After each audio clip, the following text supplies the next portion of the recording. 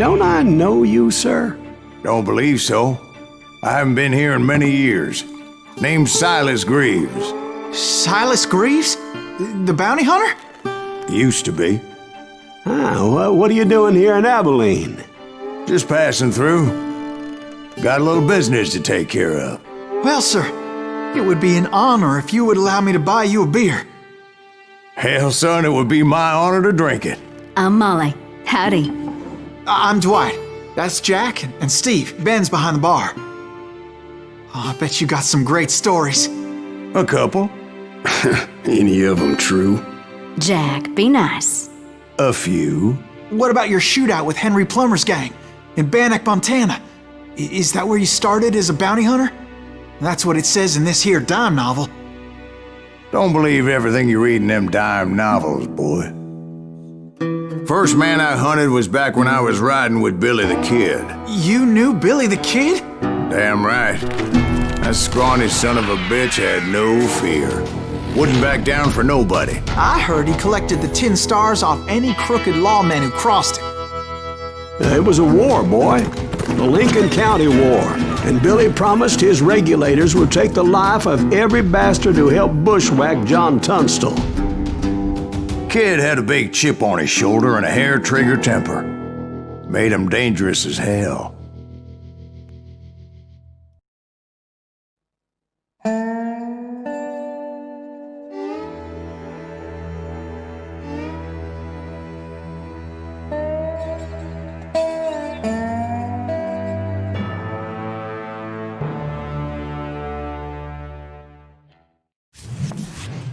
It was about 30 years ago. Billy was hiding out in an abandoned farm near Stinking Springs.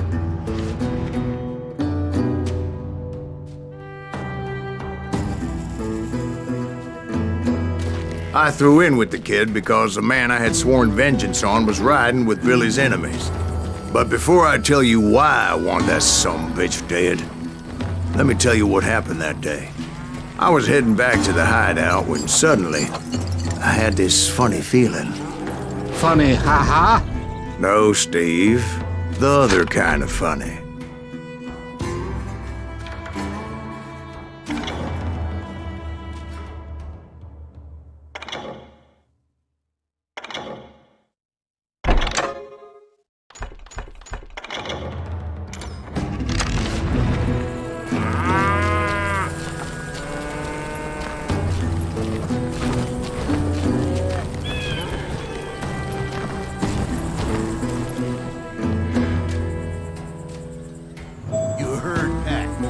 Stay here and keep an eye on the road. That's not fair. We're missing all the fun. I knew those two morons would never let me through. I had no choice.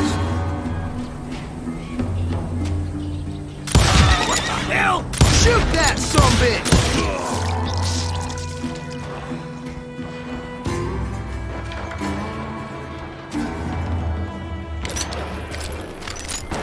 Was it Pat Garrett's posse? Oh, yeah. I heard the shots and I knew I had to move fast. Garrett and his army of deputies had surrounded the entire homestead. They're coming from the rear! I decided to help Billy and the boys out a bit. So that's just what I did.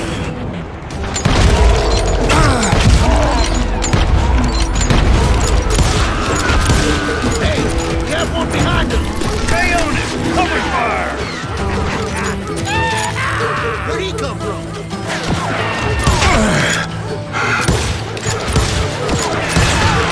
As the governor of New Mexico was paying for the kid's apprehension, Garrett was able to hire every gun hand in Lincoln County.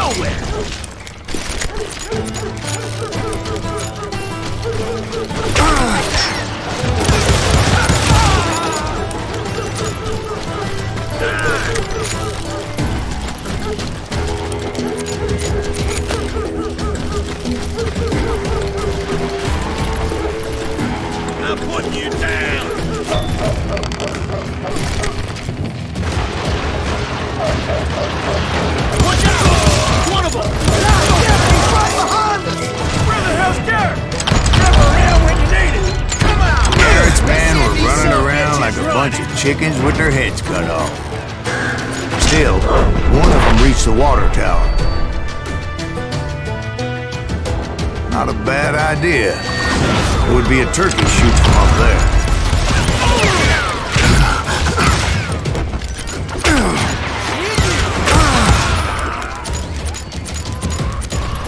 You think you can kill me too?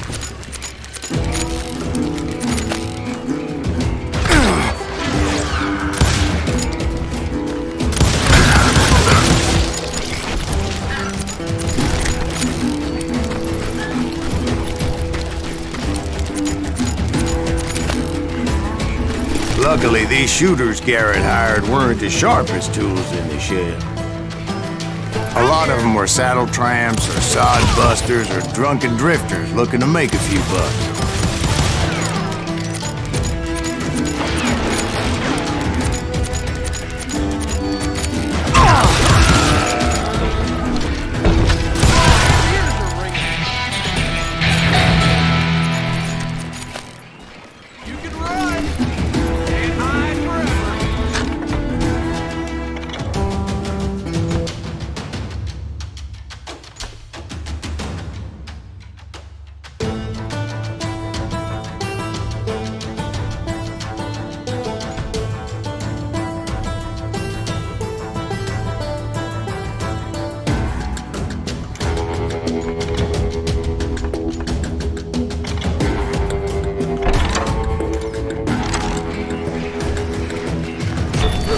Then, I heard a friendly voice yelling at me from the window. Back door!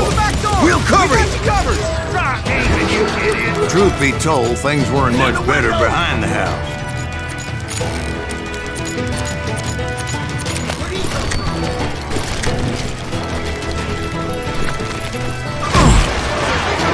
I cut their numbers in half, but I just made the ones that were left twice as mad. They made up for their lack of skill with a seemingly endless supply of ammo.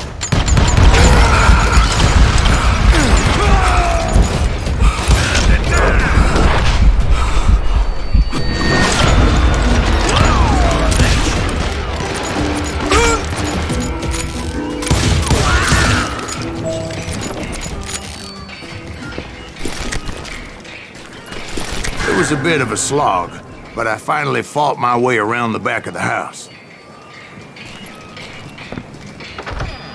And like that, I was inside, none the worse for wear. I passed Dirty Dave, and upstairs I found Billy and Charlie Bolton. in a trap! We've got company! How about that? Huh? You like that? You ain't going nowhere!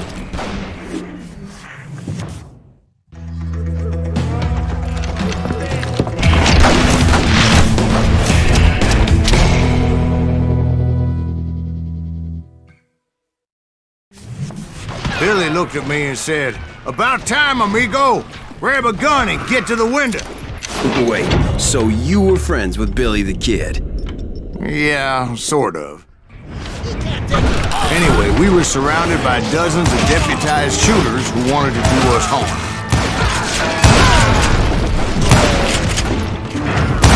Billy's worth $500. I can keep this up all day!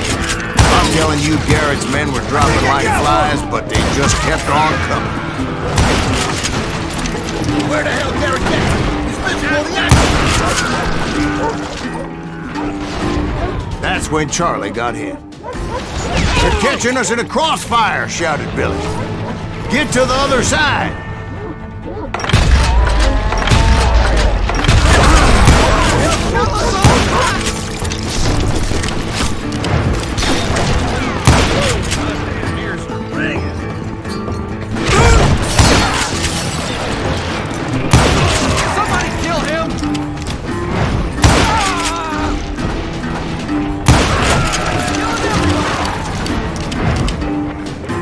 I don't know how many of those cocksuckers I personally put down. It was pretty clear, even to Billy, that maybe discretion was the better part of valor. What's that mean? It means that it was time to cut and run. They got a Gatlin, Billy shouted. Get the horses and bring them round back. I'll draw their attention.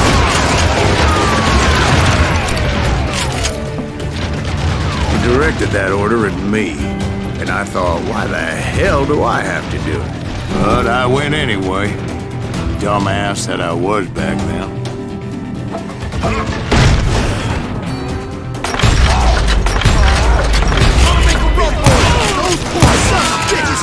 Many would have fled in my place. But I had that false sense of invincibility that many young men have. Like Jack here. What are you saying, old man? Jack, he's just joshing me. Yeah, he better be. Mr. Greaves, please continue. Please, call me Silas, ma'am. Now, where was I? You were heading for the barn. I'm gonna scalp your ass.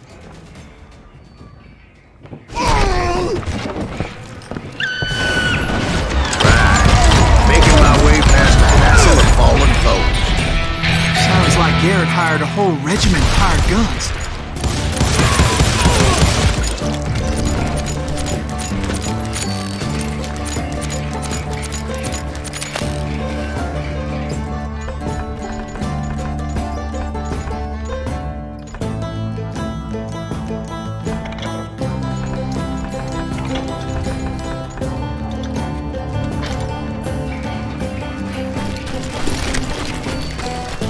Yeah, and just when I thought I was done with them, more of these hapless bastards would pop up. Finally, I had the stables within my reach. After the fight, maybe we could treat ourselves to some fried chicken.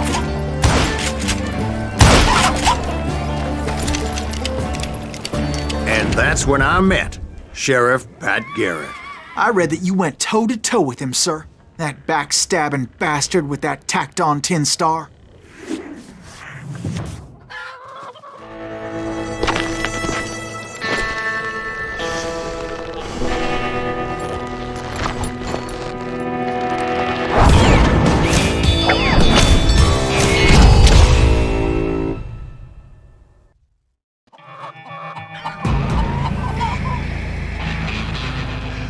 You challenged him to a showdown. You read that in a dime novel? It said he showed no fear as he took your measure with eyes like a rattlesnake.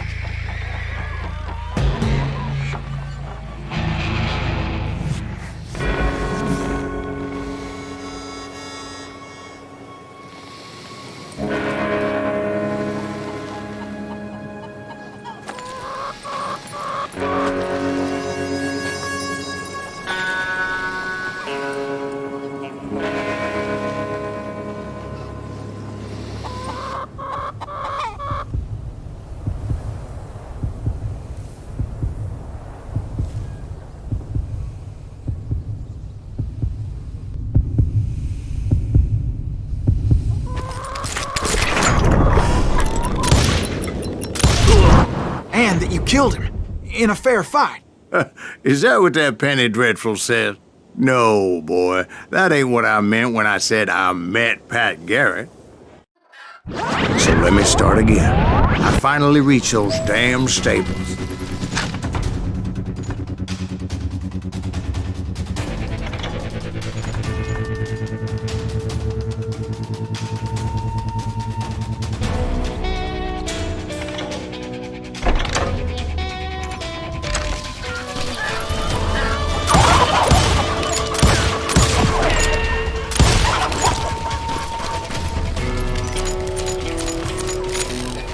Stepped inside, and BAM! Last thing I heard was Garrett's voice. That's not Billy. And go on, how did it end? And, boy, that was just the beginning.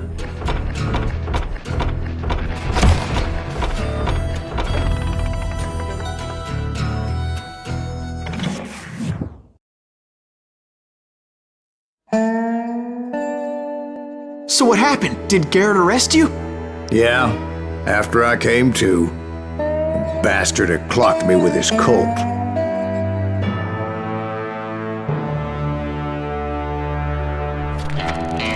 And the kid surrendered?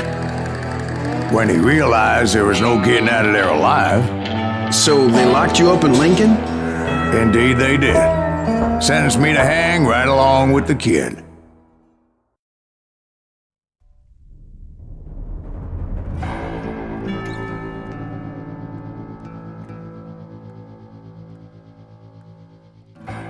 It's important to know that I was only riding with Billy so I could find the bastard I was after.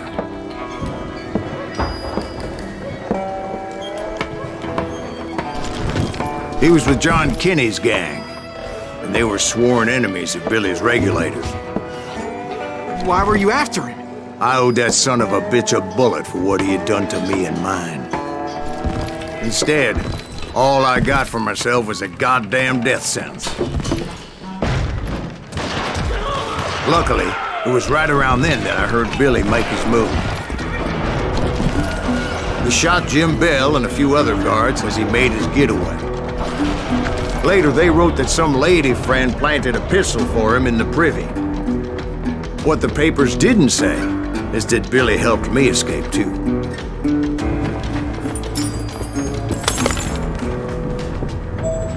My first order of business was finding a firearm.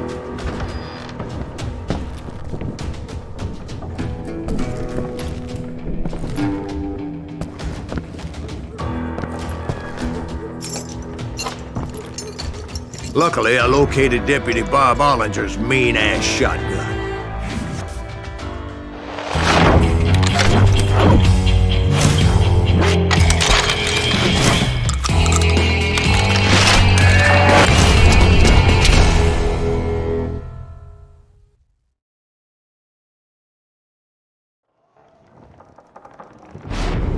I saw Billy through the window, and he yelled that I should take to the rooftops to make my escape.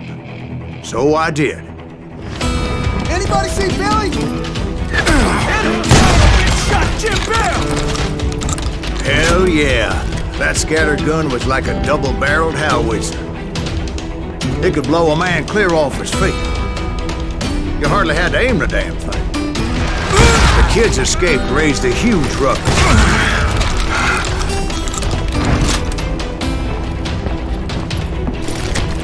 Guards were everywhere looking for him. Can't let the kid get away! Oh my God! Anybody see him?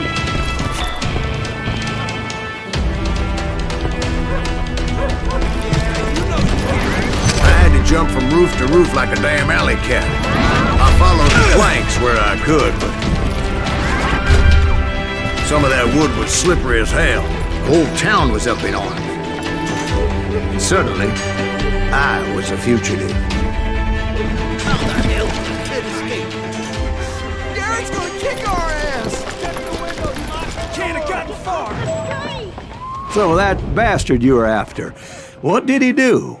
He did me and my family a grievous harm. But I knew if I was ever gonna find him, I would need to get my ever-loving ass out of there. I tried to be stealthy and sneak my way past. This town doesn't have a moment's peace. Where'd he get you?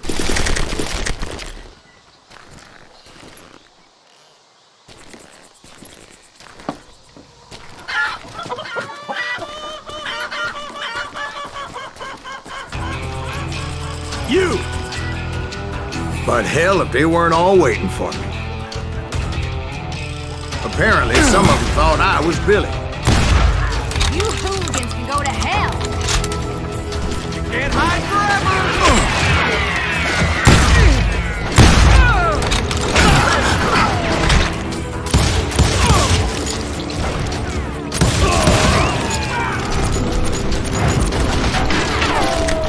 He's in town somewhere! See, me and the kid shared a certain similarity in build and color. I was just glad I had Deputy Bob's mean-ass shotgun.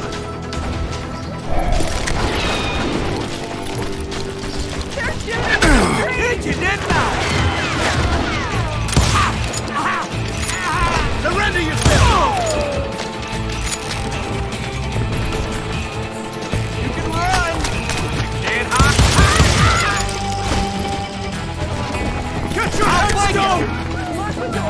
children here. So much lead was whizzing by my head.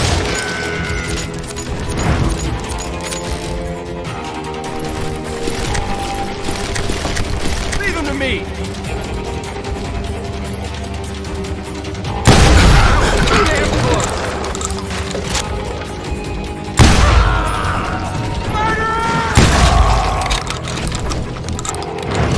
You're threatening the lives of innocent people.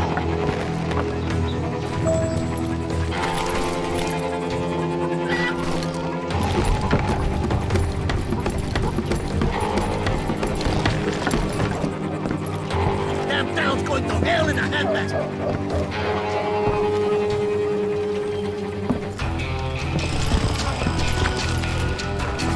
But where was the kid while you were busy getting shot at? Gone. And that's when it occurred to me why Billy set me free. Have you no respect for decency? So I could be a hapless decoy and draw attention while he snuck out of town.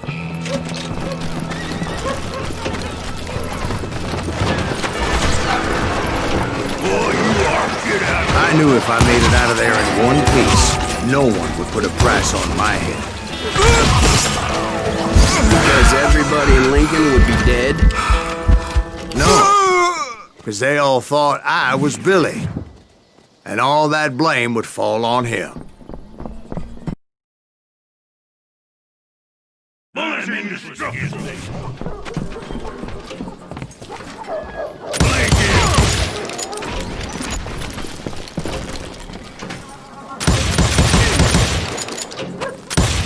Can you shoot around corners?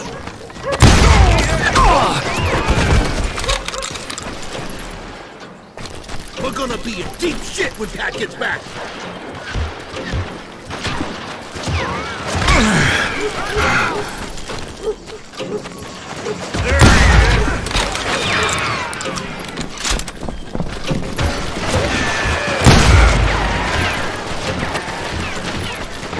There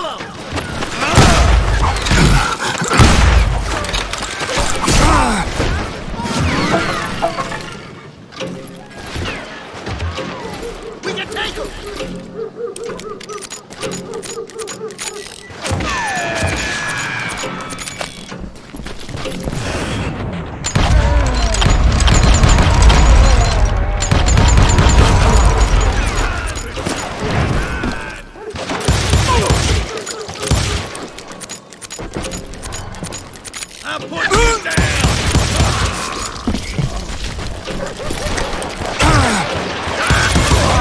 It's a women off the street! Arm yourselves! Let him go! Where did he get away?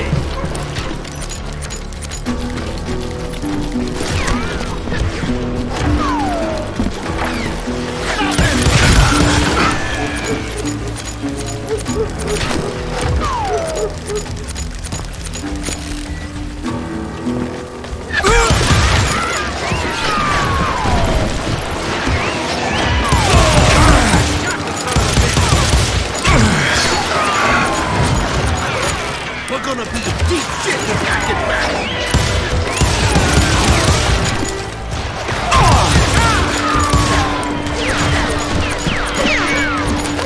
We can take him!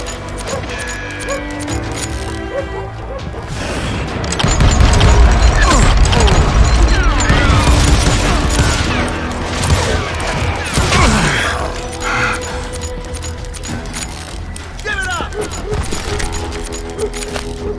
I got this!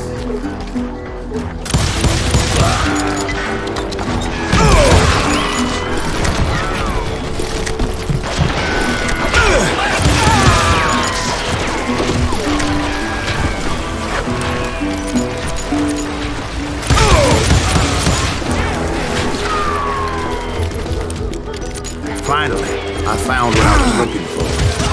The stables on the edge of town. I guess Billy saved your ass, taking out Bob Ollinger the way he did. Billy didn't kill Bob. Well, sure he did. He dispatched him right after he shot Deputy Bell. No, sir. Because Bob came right up behind me, angry as hell that Billy had lit out. Hello, Bob, I said. I think you better let me go. And he says, I don't think so, boy. Not with my shotgun. So we stood there in the middle of the street, eyeball to eyeball. He intended to kill me, and I knew I had no choice but to defend myself.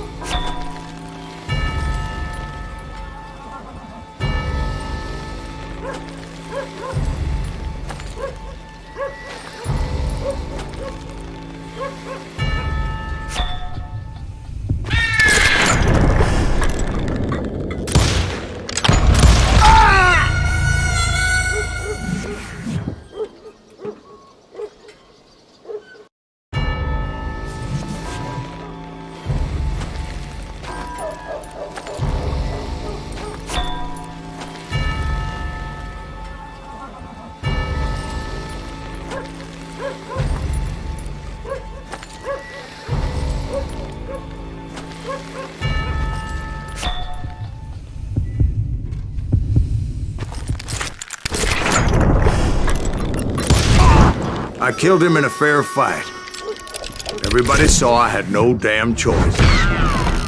Well, Lincoln got a mite depopulated that day. Pat Garrett gunned down Billy 3 months later, so his escape was all for naught anyway.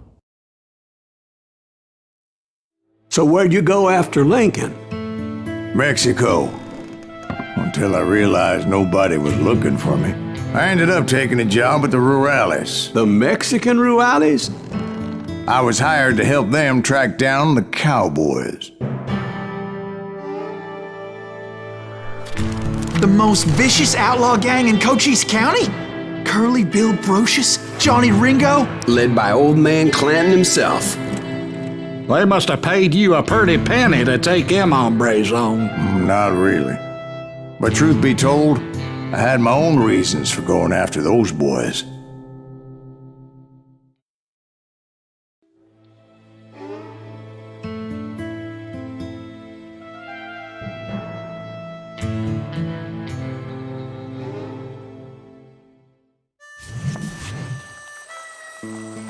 So was the bastard you were after now riding with the cowboys?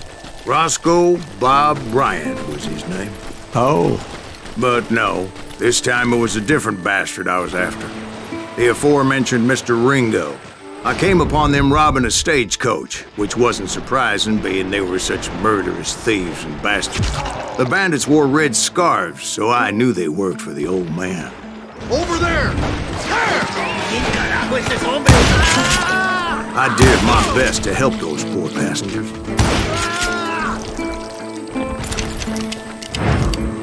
Get out of here!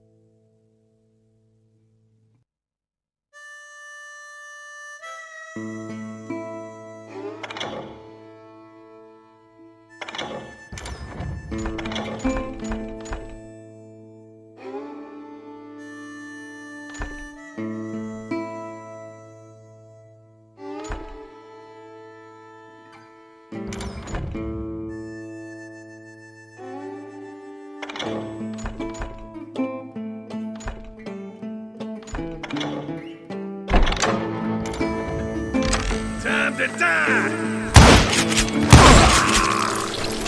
Moments later, the attackers were dead. and I checked the stagecoach to see how many passengers were still breathing. None. It was then I wondered if the rocks weren't hiding more bandits. Was that all of them? Or did I just hit the rear guard? I quickly got my answer. They attacked from on high like Apaches often do.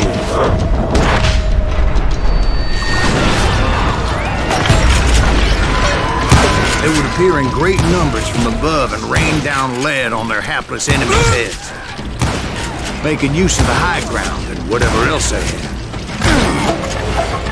Yep, the Apaches always appeared out of nowhere, and there never seemed to be an end to them. Hold on. Were you attacked by Apaches? What happened to the cowboys? Did I say they were Apaches? I said Clanton's cowboys attacked me Apache style. I was in a pitched battle, but I was holding my own against an overwhelming enemy force.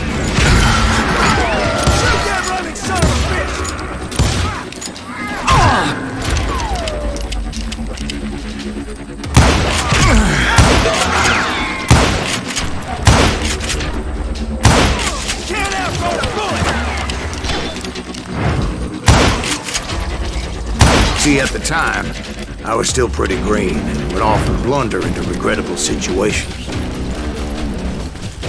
But I just kept shooting at anything I could see up in those damn rocks. I didn't see Ringo, but I knew he was with the cowboys.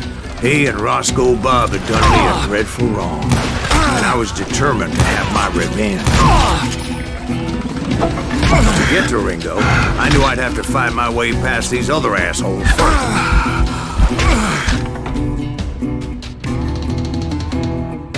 Unfortunately, I was running out of ammo.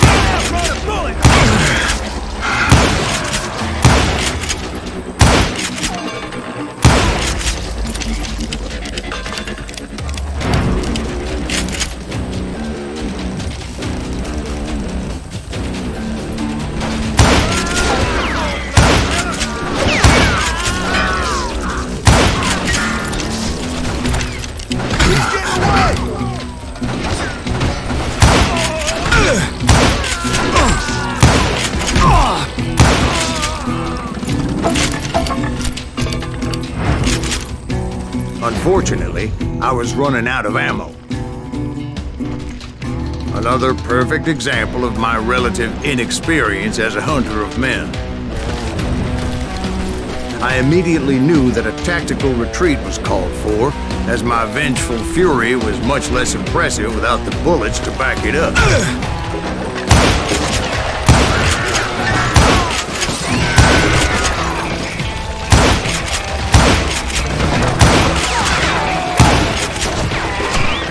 Finally, they managed to corner me.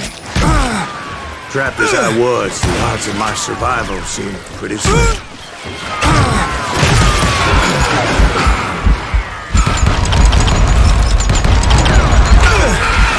Luckily, serendipity was on my side as I suddenly spotted a way out of my predicament.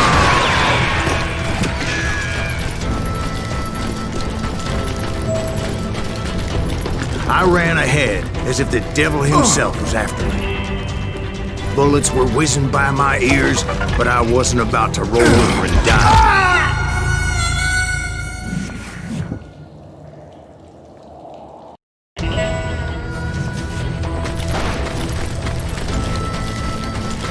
He's getting away!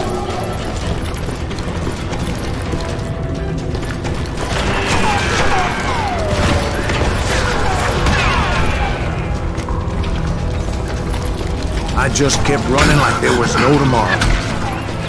Because there wouldn't be if Clanton and his men caught up with me.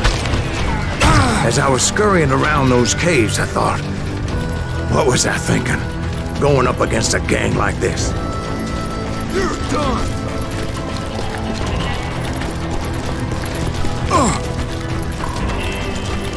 I just kept running, not knowing where the hell I was going. Kill him!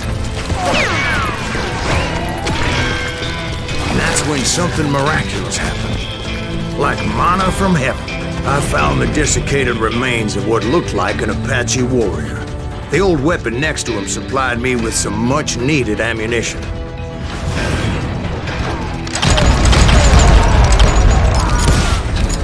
Pat Masterson once told me it was more important to be lucky than good, and he would know. And imagine my surprise when I found a fistful of dynamite to go along with that ammo. That stroke of good fortune evened the odds and bolstered my confidence. It was time to turn the tables. Time for the prey to become the predator. Time for the hunted to become the hunter. Time. All right, Jesus, we get it. They were right where you wanted them. That's right, Jack. I was done running. And the old man's boys were not expecting that. No, sir. I came at them like a wildcat. My fury knew no bounds.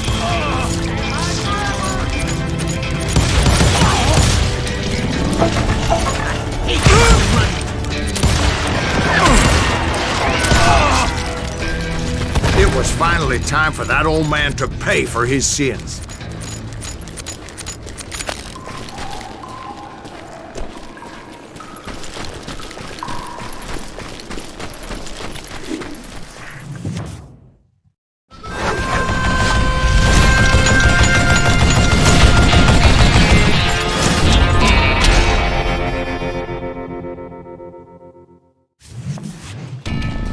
I yelled out at the top of my lungs, "Clanton, I'm coming for you!" A little stealth might have made more sense, to be perfectly honest. Because that old fool had a Gatling gun and enough bullets to last him till kingdom come. But I knew I could not let that deter me. Not if I was to find and kill Ringo. I needed to get that old man off that gun. I gotta reload again.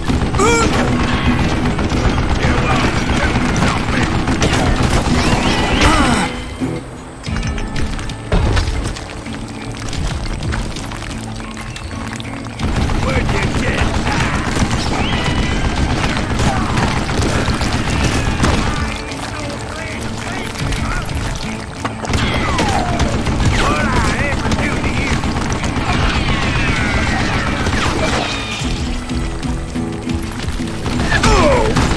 Most everyone thought it was the Ruales who had come up against him in Guadalupe Canyon, but it was just me.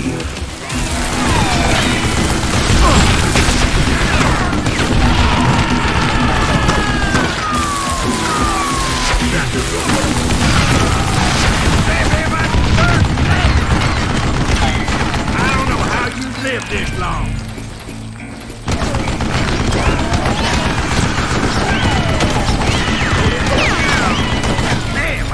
Reload!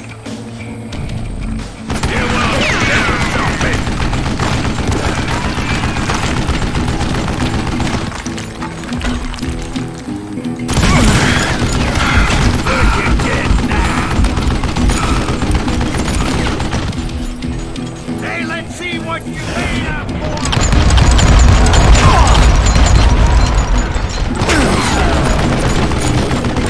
What I ever do to you?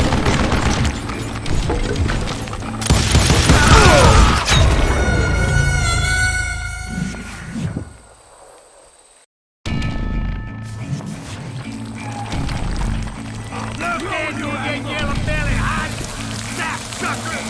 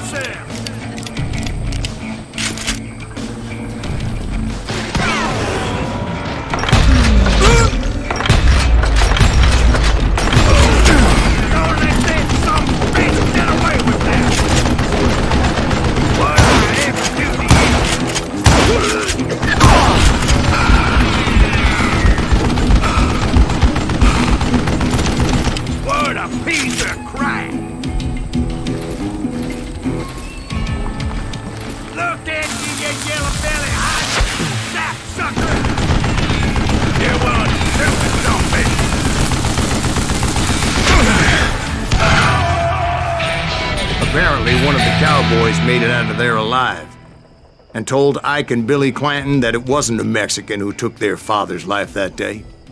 They just assumed it was one of the Earps, and that little misunderstanding eventually led to that legendary gunfight at the OK Corral.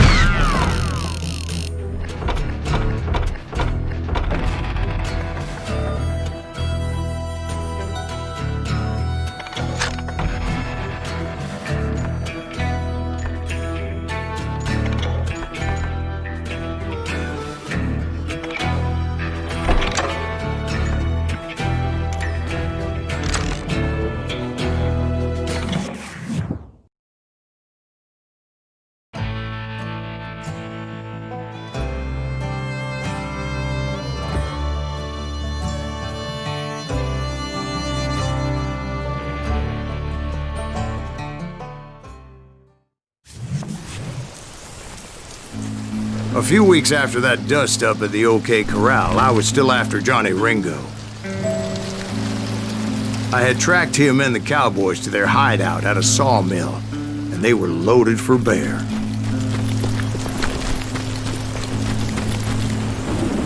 Somebody's coming! So, what exactly did Johnny Ringo do to piss you off? Well, him and that other bastard. Roscoe Bob Bryant? Yep. They both deserve to die, and I promise I'll tell you why.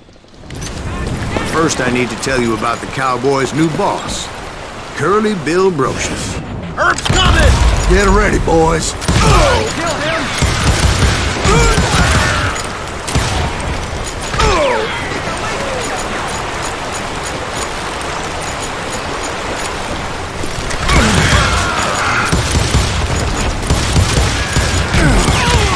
Curly Bill took charge of the Cowboys upon the old man's demise, and after that gunfight at the OK Corral, the Clantons wanted revenge.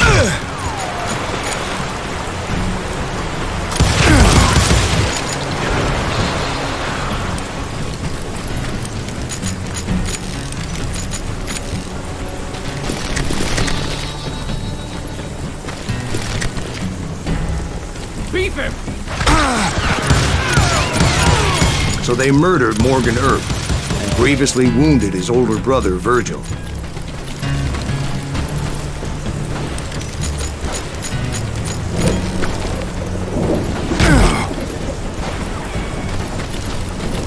Just shoot the son of a...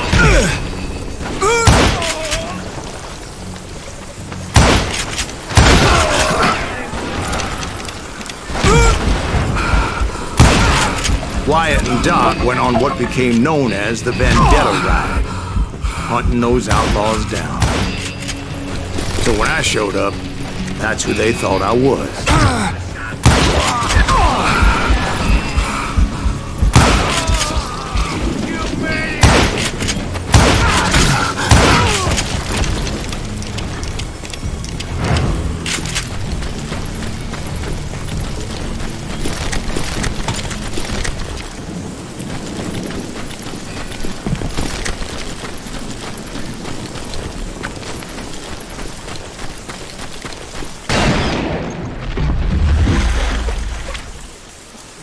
There were killers around every corner, all wearing red bandanas. That's how the Cowboys identified each other, and I was beginning to wish I had one myself.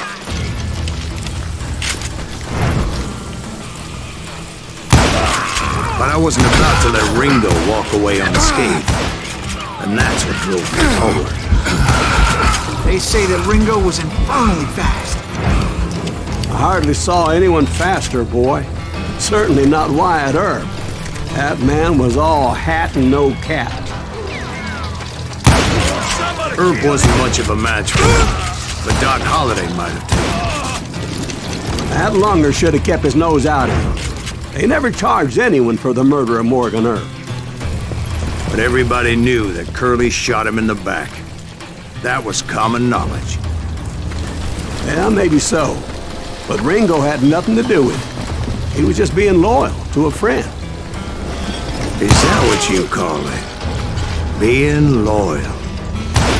Well, to get to that loyal friend, I had to pass by some buzzsaws as big as a man. Excuse me, sir. I have a question.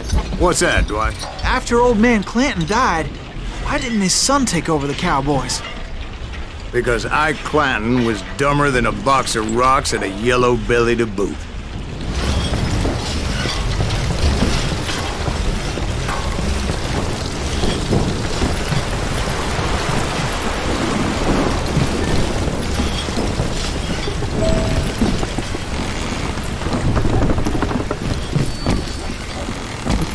Now, where was I? Taking down the entire cowboy gang single-handed. Indeed I was, Jack.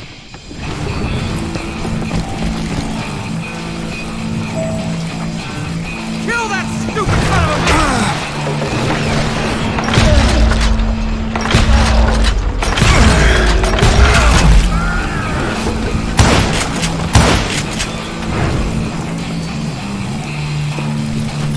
Put some holes in him!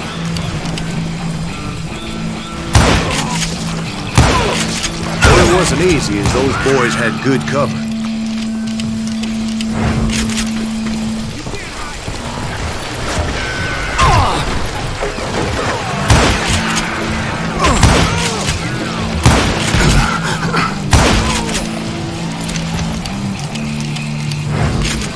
We'll have to do everything!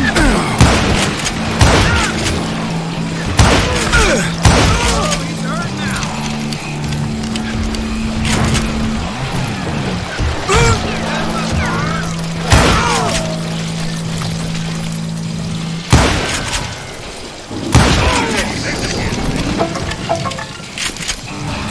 Face me, you coward! Boy, you are shit out of luck. On out.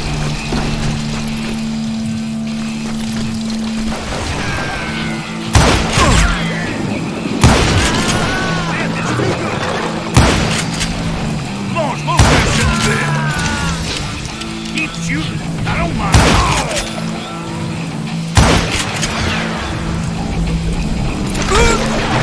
Waste your bullets. Go ahead. Don't let that asshole get away with this. There were carts everywhere, piles of lumber, and God knows what else for people to hide behind. That really was one hell of a sawmill. Quite an impressive operation.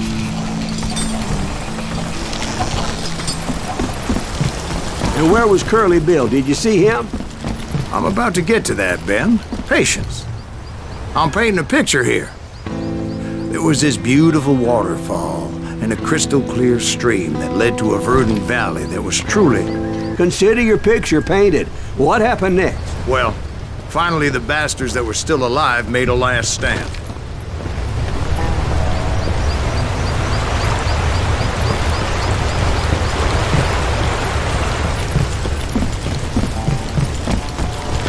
Curly Bill, Johnny Ringo, and his compadres took off into the lumber yard, and I followed after.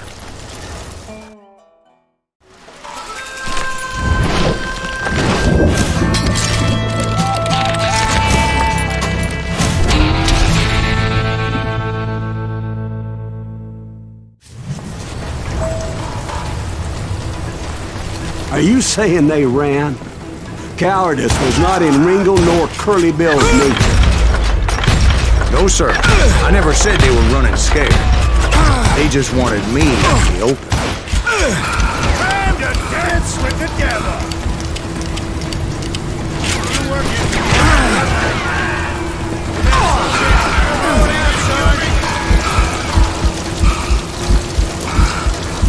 Oh, wanna play hide and seek?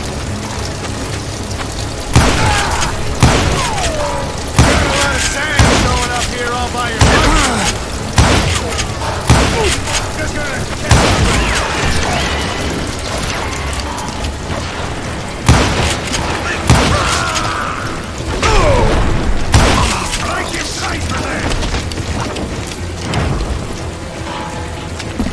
Come on out, son!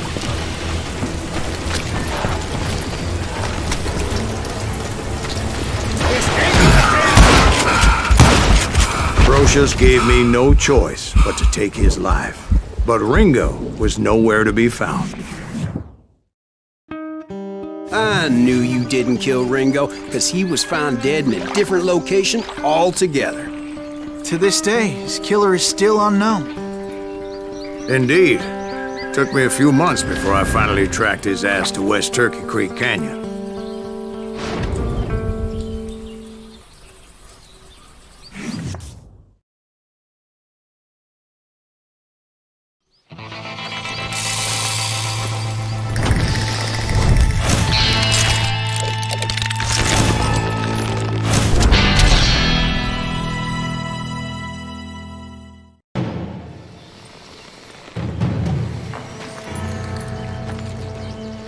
That's incredible, sir.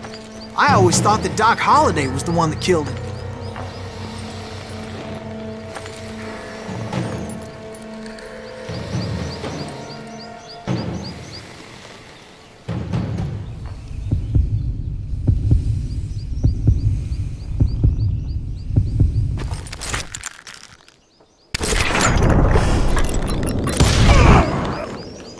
Sorry I had to ruin the legend for you, boy. But the legend ain't always true.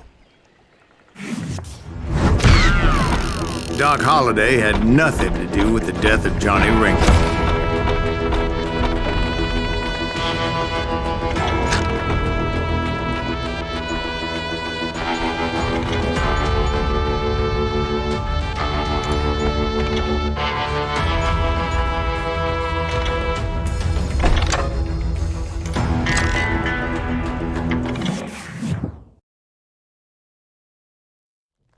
I was paid a healthy bounty for Ringo and Curly Bill, and realized there was real money to be made. That's why I went after Henry Plummer.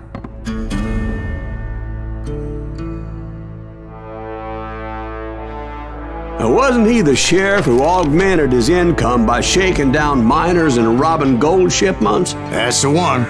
Oh, yeah, I remember him. He ran that gang of thieving outlaws called the Innocents. So it's true that you went toe-to-toe with him? Indeed I did, son. Indeed I did.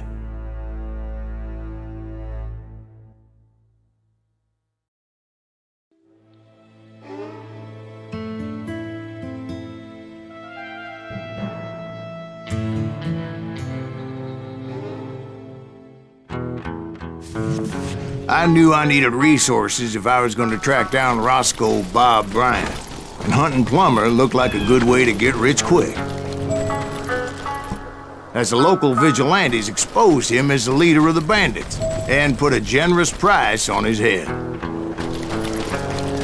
Plummer rallied his gang to plunder one last gold mine before making their escape, and that's where I thought I'd find him.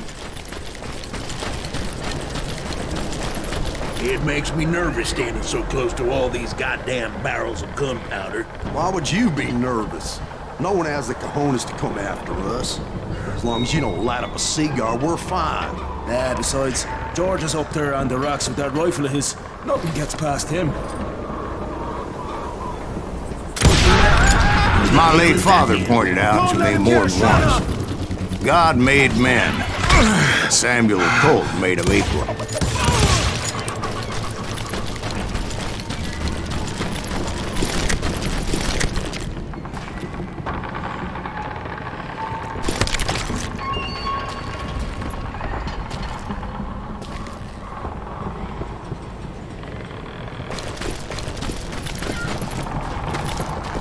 I knew that dynamite wasn't mine, so I decided the polite thing would be to return it.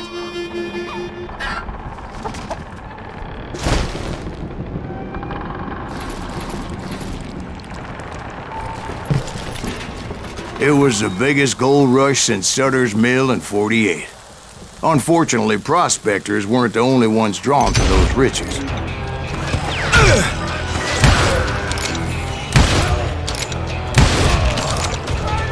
There were thieves and killers, robbing travelers and hijacking gold shipments. Like those that ran with Plummer. Some were just regular folks I knew from town, drawn by greed and easy pickings. Charlie Crow, the blacksmith. Plummer wants that asshole dead. James, who worked in the stable.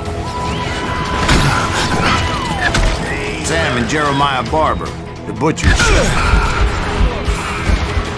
Ordinary citizens who lived a double life. Stealing and thieving and murdering their neighbors.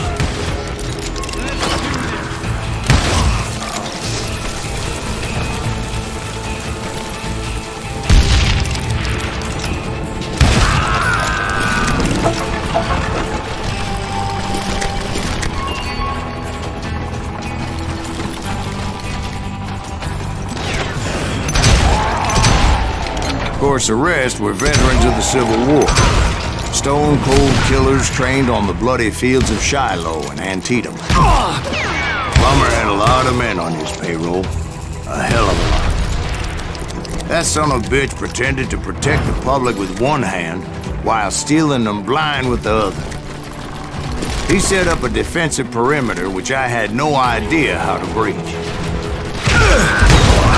Dangerous, desperate individual. I was outnumbered and in way over my head, but I was too damn stubborn and stupid to realize it. They must have thought I was touched, or had some kind of death wish, seeing as there were barrels of gunpowder everywhere. Watch out for the goddamn gunpowder! One stray bullet, one stray spark, and I'd be blown to hell and gone. I thought I was some kind of hero.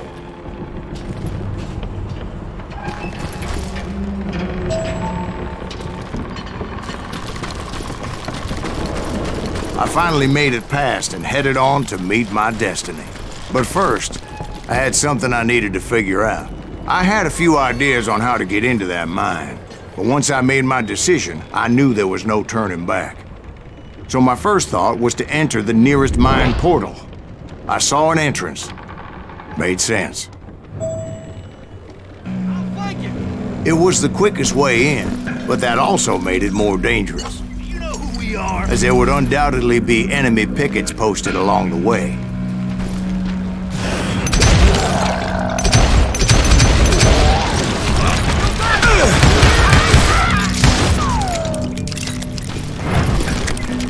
You can't hide forever!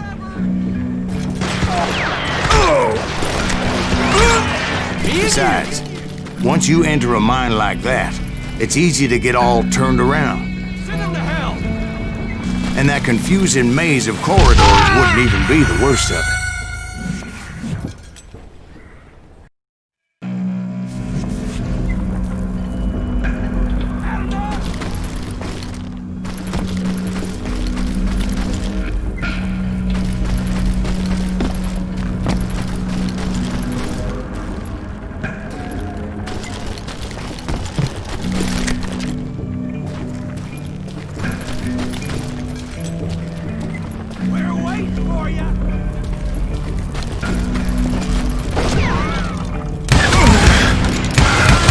Some of those shafts could be as deep as hell.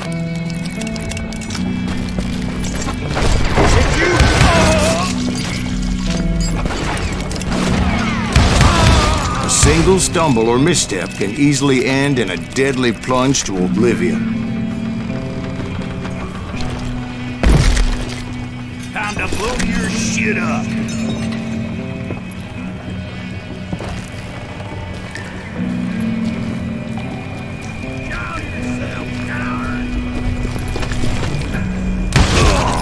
Quick reflexes often make up for a lack of common sense. Luckily, I was never one to be easily bushwhacked. I would just need to be careful not to blow myself to kingdom come. With all that gunpowder and dynamite everywhere, a body has to know what he's shooting at.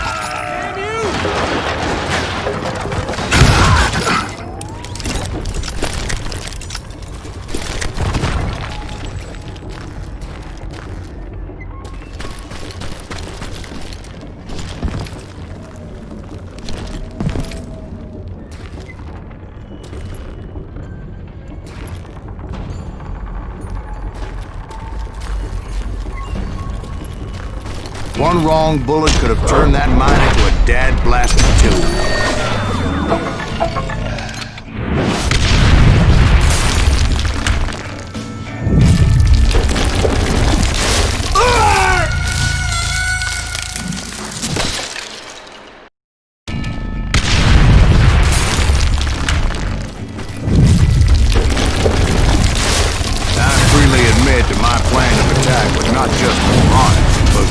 in sight.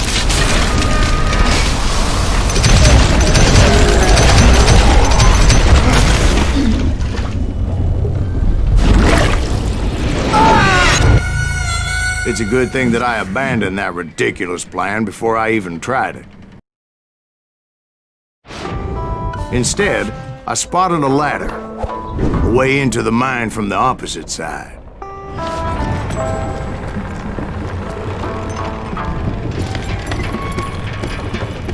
It was a long way around, but that approach seemed more sensible at the time. Of course, being I had a problem with heights, that scaffolding scared the bejesus out of me.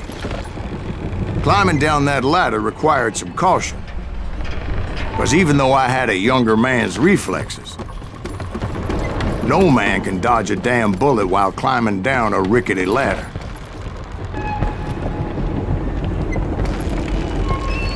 I needed to make a leap of faith, which ain't easy when you're suspended between heaven and hell.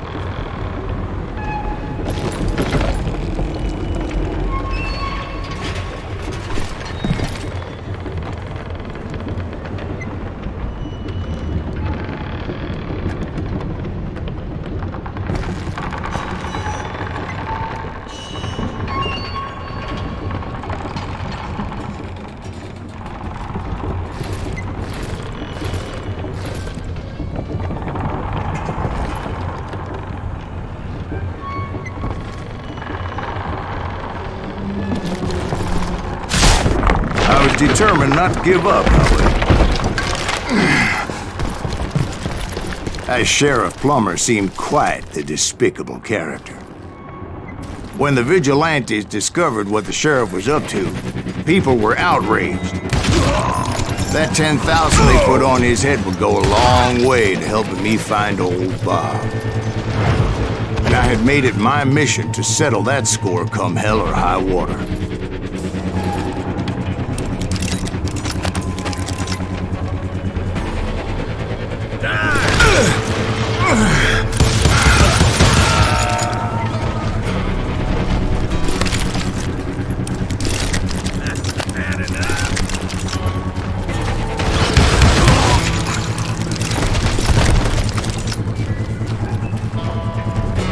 But first, I would have to make a choice. Take the elevator or climb the ladder.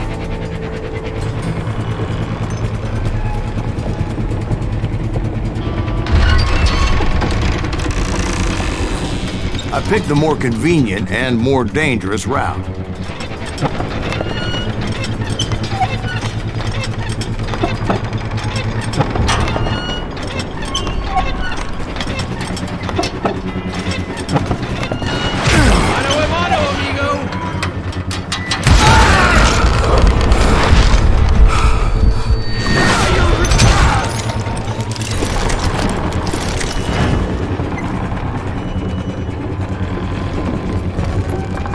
Plummer was a mad dog killer, and the people of Nevada City deserved it. Nevada City? Well, I thought Plummer met his maker in Bannock, Montana. Right, well, he was the sheriff of both places at one time or another, but that's neither here nor there. The point was, taking him down would save a lot of lives, including my own.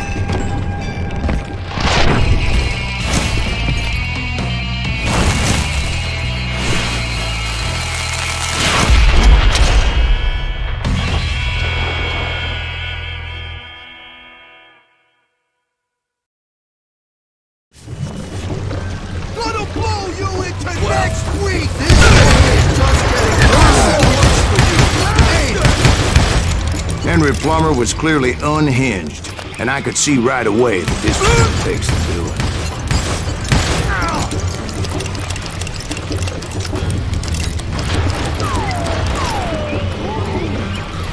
You can run, but you can't hide forever!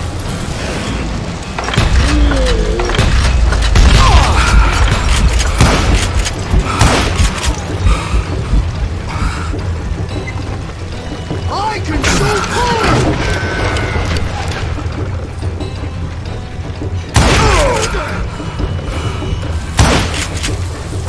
Nice shot! Bet you can't do it again! You ain't taking me!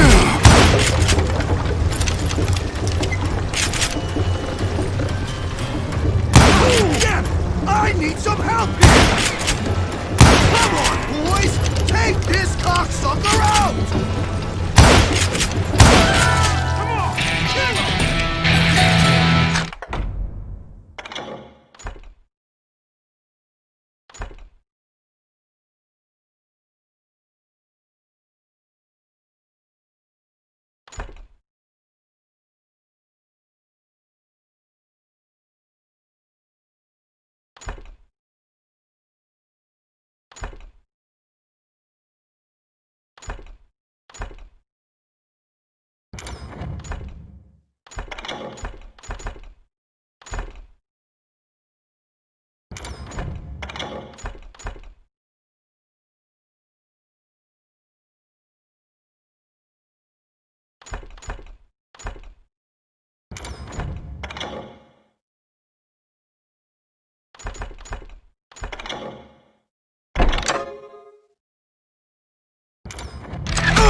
Son of a bitch! You ain't beating me, boy! Cocksucker fast!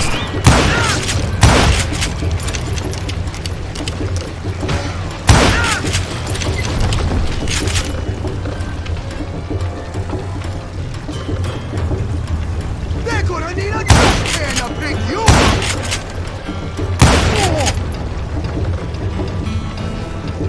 I can shoot too! Boy, just kill him!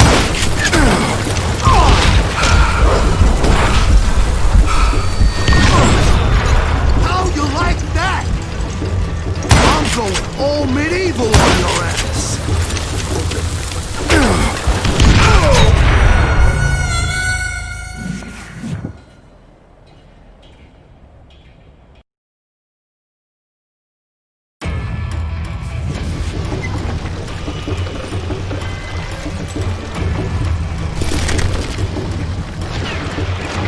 You can shoot, but can you aim? You are really kicking my ass! Just give up and die! I can shoot too! They're gonna bury you in a million pieces! Join the circus!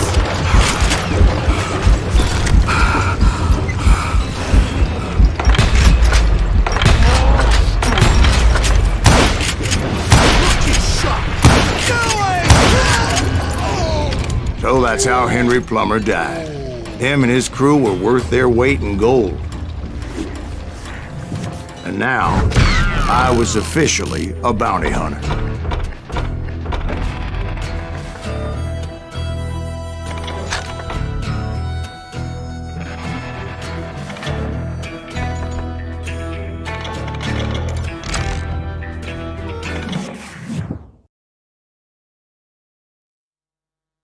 So, did you finally go after that Bob feller? Well, I heard word he was in Kansas with John Wesley Hardin. So that's where I went. Where in Kansas? Abilene. Why do you ask, Ben? No reason. Was Hardin as fast as Ringo? Ringo was fast, but John Wesley was as fast as the devil himself.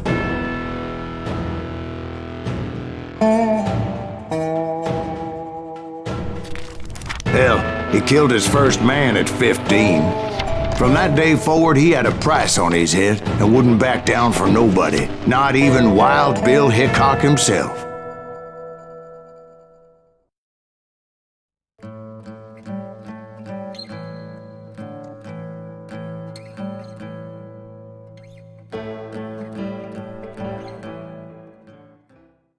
I dodged death many a time, and that night in Abilene was no different.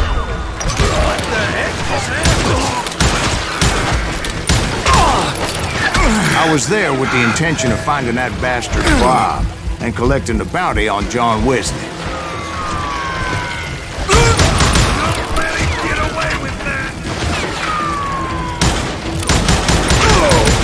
God damn him!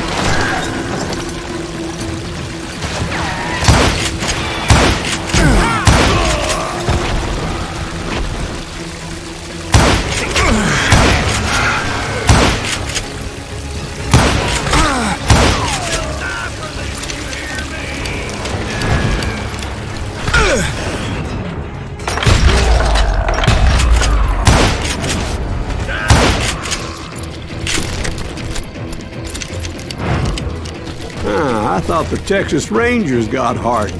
Yeah, that's what they want you to believe. It was cold and a witch's tit and a brass bra that night as I fought my way past his loyal compadres to the very same saloon we're sitting in today.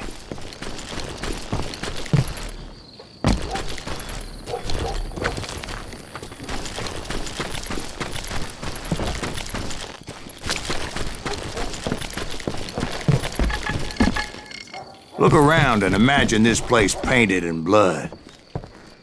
Hardin was waiting for me, and...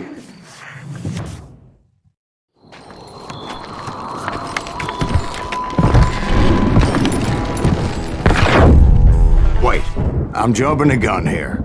Let me back up and give you some background on this sumbitch. He deserves that much. Don't you think so, Ben? John Wesley Hardin was a killer.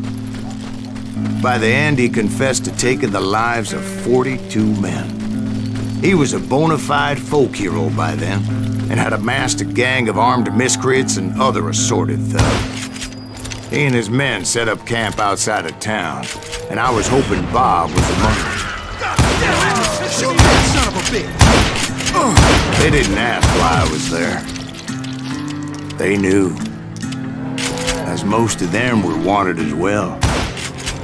I figured Hardin was here somewhere, but to get to him, I'd have to get past his gun hands. I had to spill a lot of blood to find out Hardin wasn't in that camp. He was carousing in town with his closest friends. Hardin's boys apparently didn't want me to reach the Bull's Head.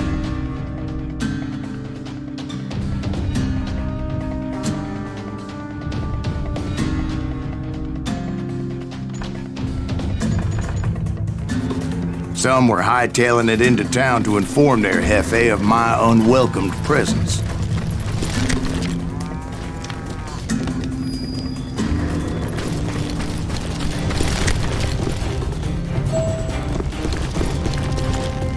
Tell Hardin someone's coming for him! I wondered if Bob was among them. Stop that bitch! Let the boys know we got another log dog.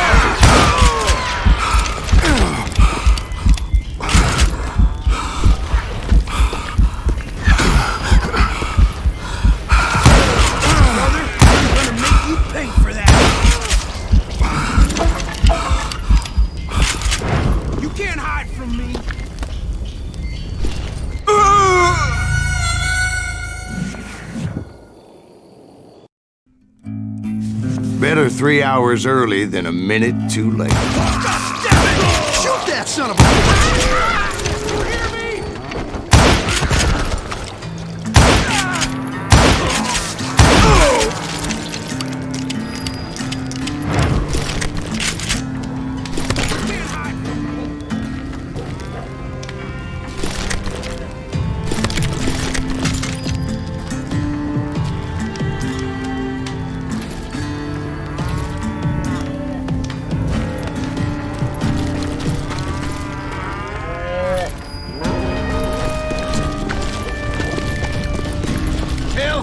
Someone's coming for him!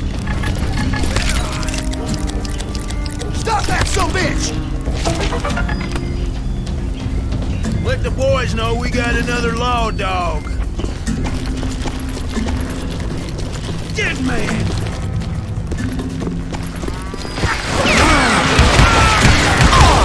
Sorry, son of a bitch!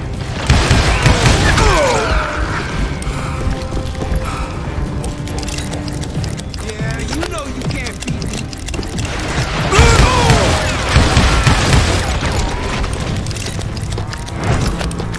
Can't believe you keep missing.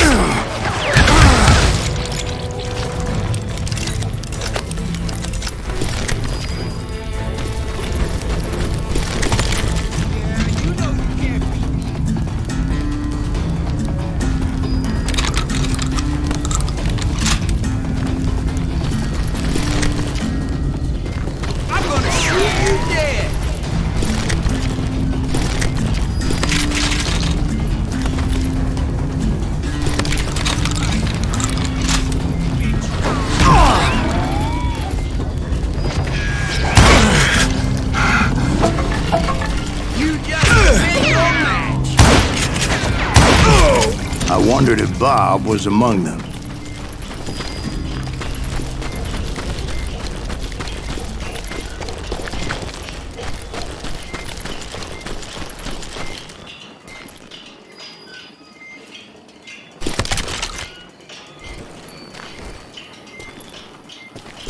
And I steeled myself for the fight ahead. For as good as I was, deep down I wondered if John Wesley wasn't just a little bit better.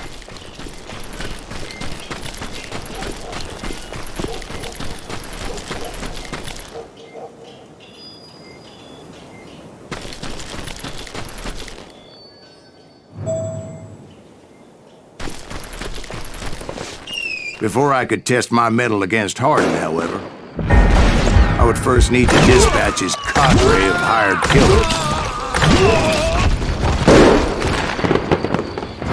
Most of these degenerates were beyond redemption, but John Wesley might have been a different story. I didn't learn until later that that night was in fact his birthday celebration.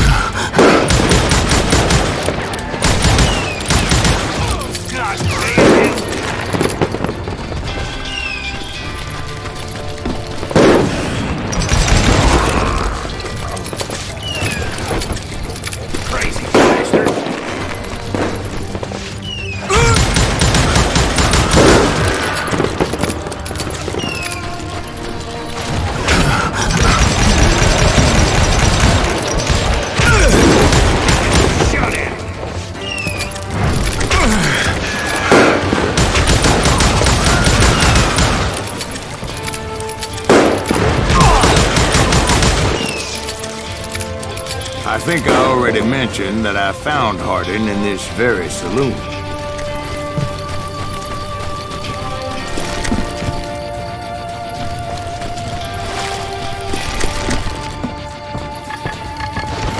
Suffice it to say, nobody there was happy to see me.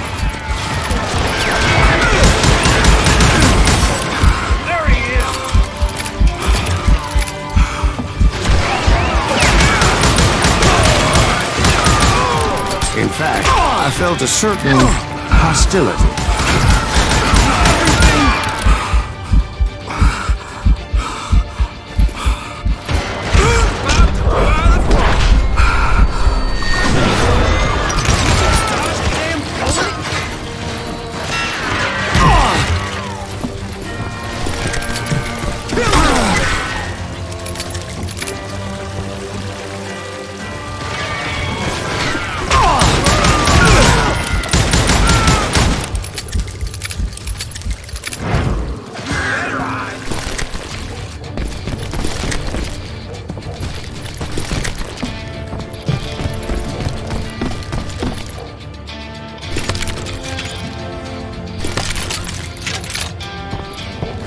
You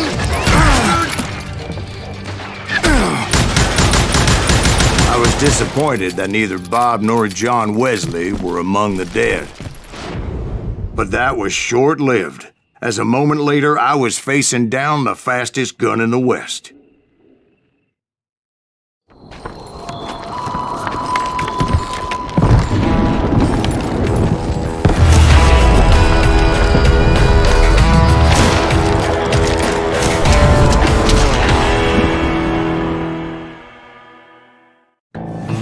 I felt a bolt of adrenaline, or maybe that was fear.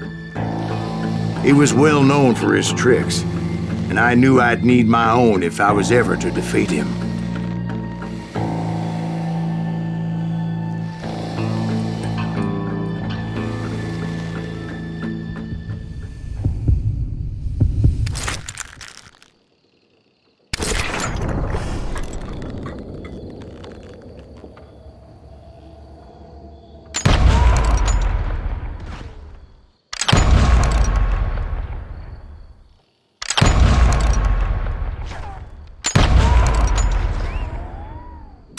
That man was faster than greased lightning. But being inebriated as he was, he didn't count his shots. And now, he was at my mercy. So he didn't die? No, I sent him to prison. Years later, after he was free, some restless Avenger took his life. Shot him in the back at a saloon just like this one. Anybody up for another beer? Ben?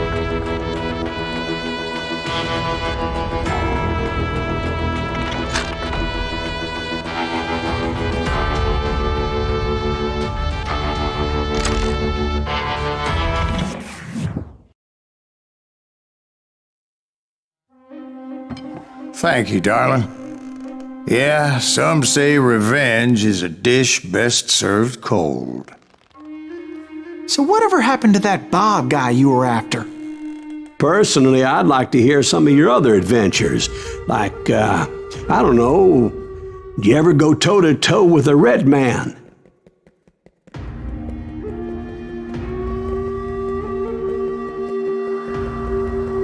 Yes, I did, Ben.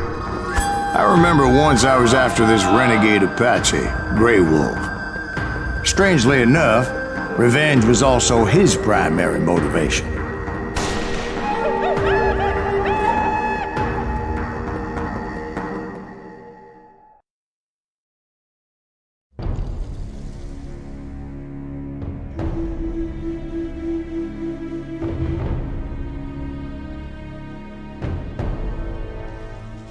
A bounty was put on Grey Wolf's head, and that's how I came to hunt him in the mountains. Mountains so high they tickled the nether regions of heaven.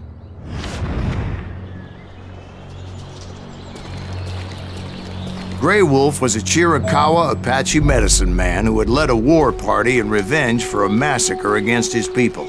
The U.S. Army had attacked his tribe during his daughter's sacred sunrise ceremony, and the slaughter was unspeakable. I understood. A bounty was put on Grey Wolf's head, and that's how I came to hunt him in the mountains. Mountains so high they tickled the nether regions of heaven.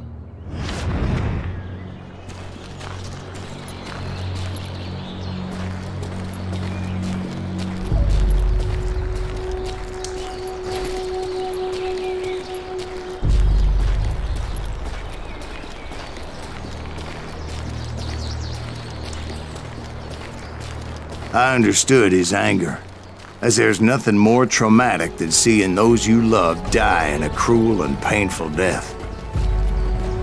Right from the beginning, I couldn't shake the feeling that Grey Wolf was watching my every move. He led a band of young Apache warriors who wanted retribution and were more than willing to die for him.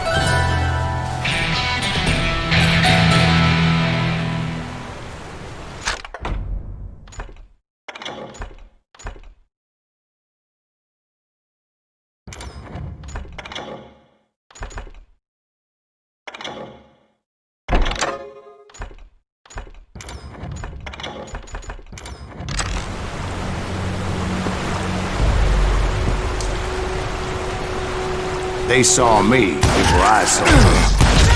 And it crossed my mind that maybe this wasn't such a good idea. But now that the shooting had started, there was no backing down.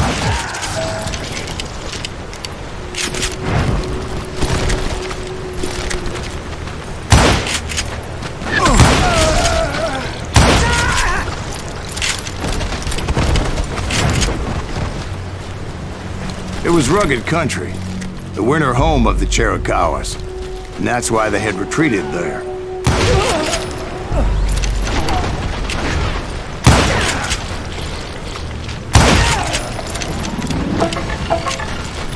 I admit to having some regrets about going after them the way I did. But then again, I got a lot of those.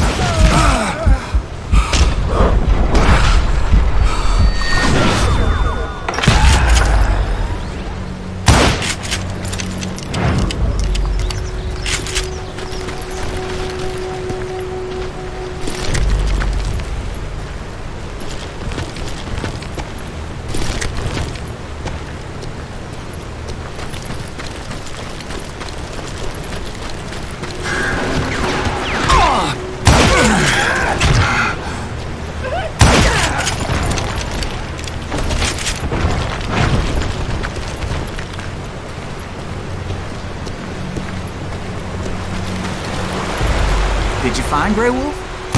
Not at that moment, but I did find the entrance to their hideout.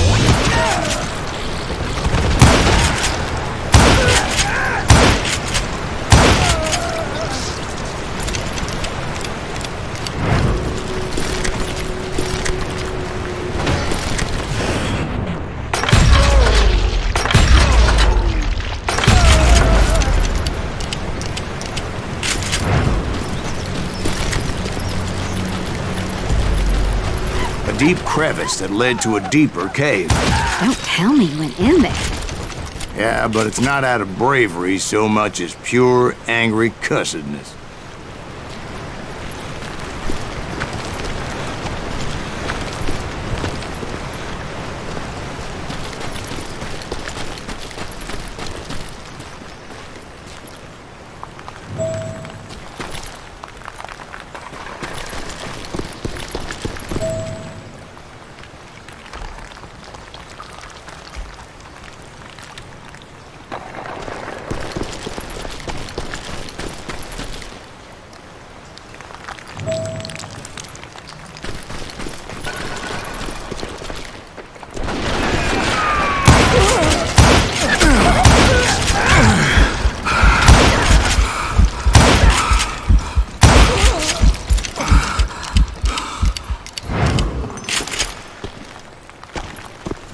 See, back then, I had a stubborn streak a mile wide, and I wasn't about to back down.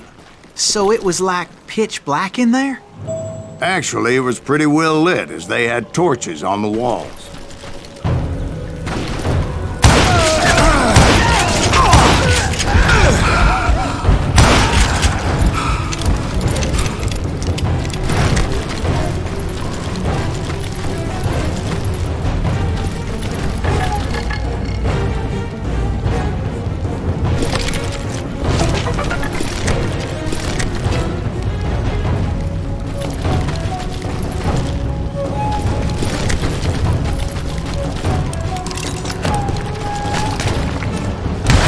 Was his cave?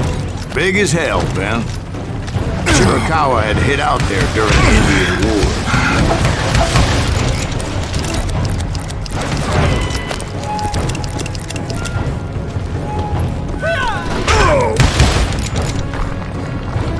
They thought it was haunted with the ghosts of those murdered by the horse soldiers.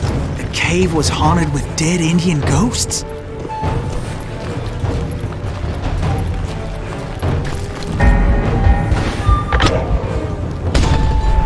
To be honest, I was more concerned with the live ones than the dead ones.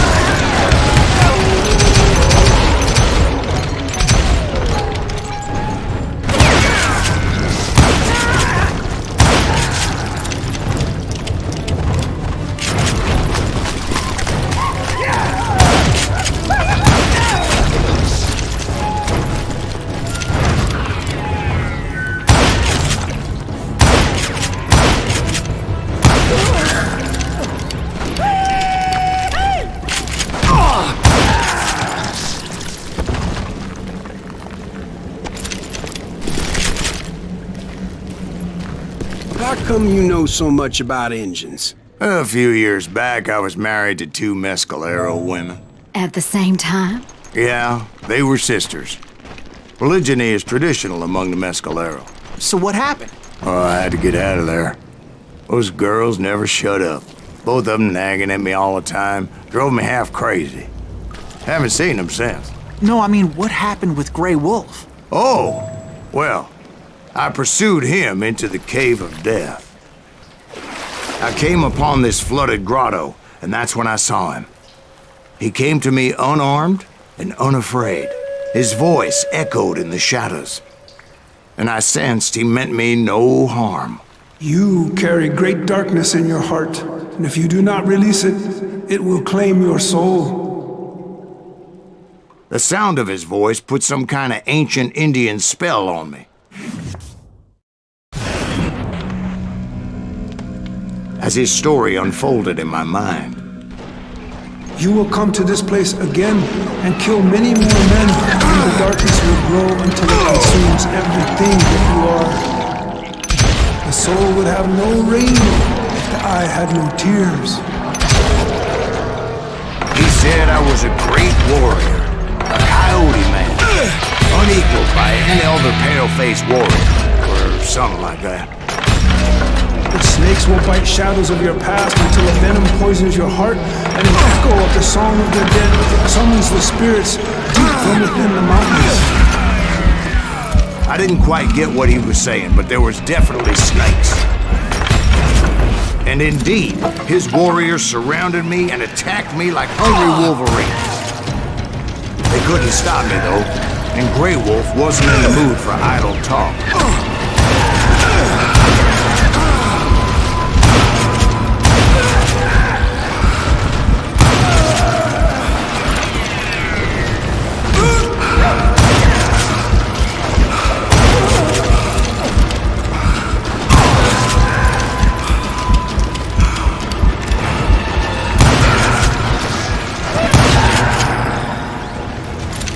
I swear I couldn't see any way out of this trap. But suddenly, one just appeared. Kind of like a miracle.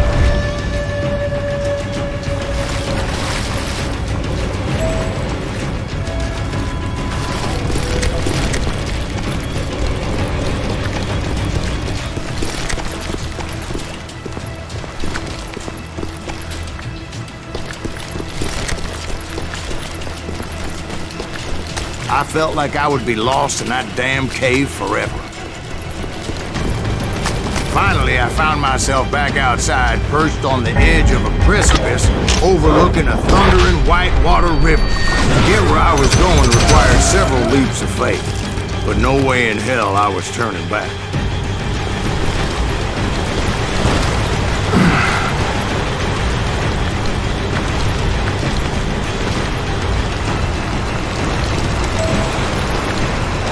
Chased after him, determined to make him explain the meaning of all that mumbo-jumbo.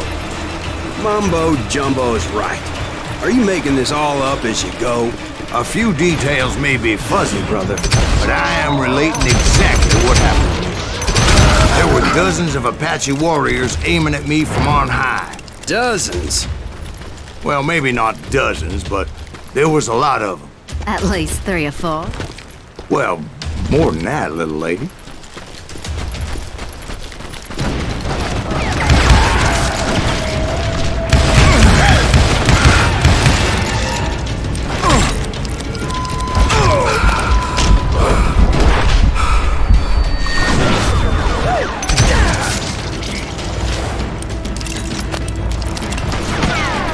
Steep climb up creek ahead of me and scrambled up those rocks like a mountain goat.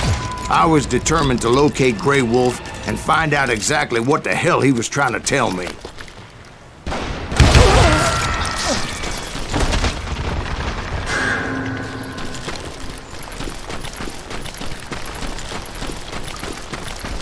And wouldn't you know it, that crafty son of a bitch led me right into a trap. What kind of trick? Well, son, there had to be at least 100 Apaches surrounding me. 100? God be my witness. Oh, come on. Who are you kidding? Hey, I believe you. Come Come on, tell us how it ended. All right, but I'm not gonna drag this out. Where were we? You were surrounded by 100 Apache warriors.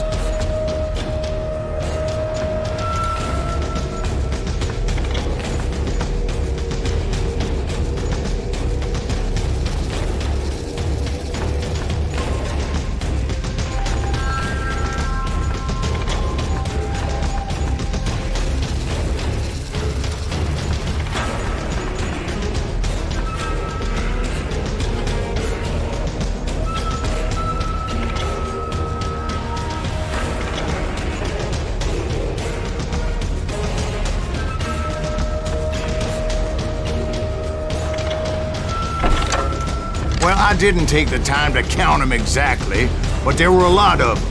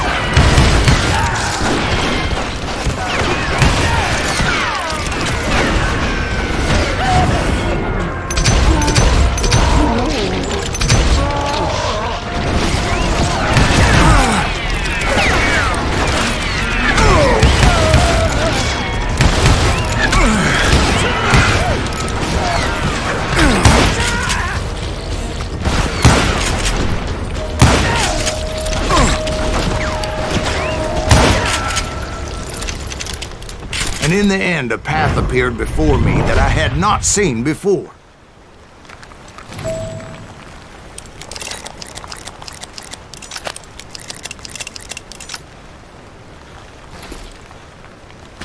I followed it as I desperately needed to find out what Grey Wolf was trying to tell me.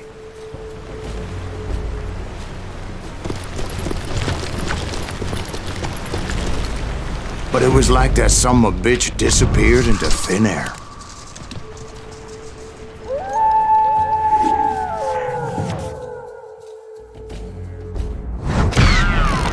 Never did find him. And never did collect my goddamn bounty.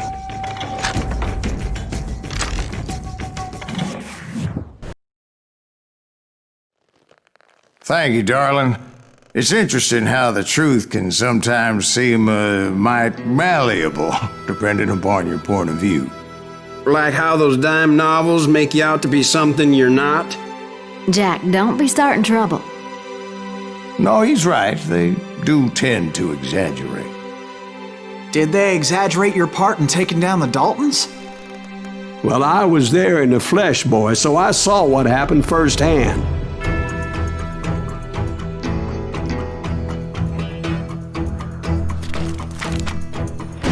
Those Daltons were lawmen once, before they all went bad, robbing banks and trains clear across the territory. Until Coffeeville, of course. I was one of the citizens who took up arms that day. Fighting on the side of right? I did my best, sir. We all did.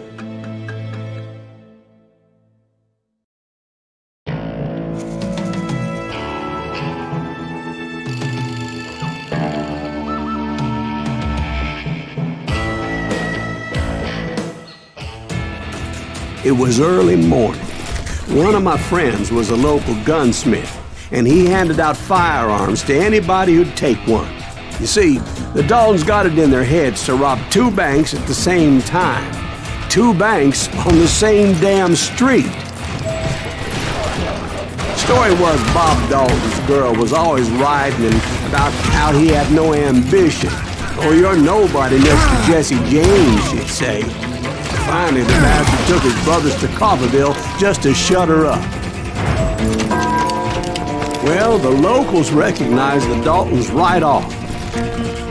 Before they could get away, half the town took up arms to defend their property. Their first mistake was pulling a job in their own damn hometown. The boys grew up in Coffeeville, so everybody knew them. The bank teller tricked them, telling them the time lock on the safe wouldn't open till 11:30. Now you're really pissing me off!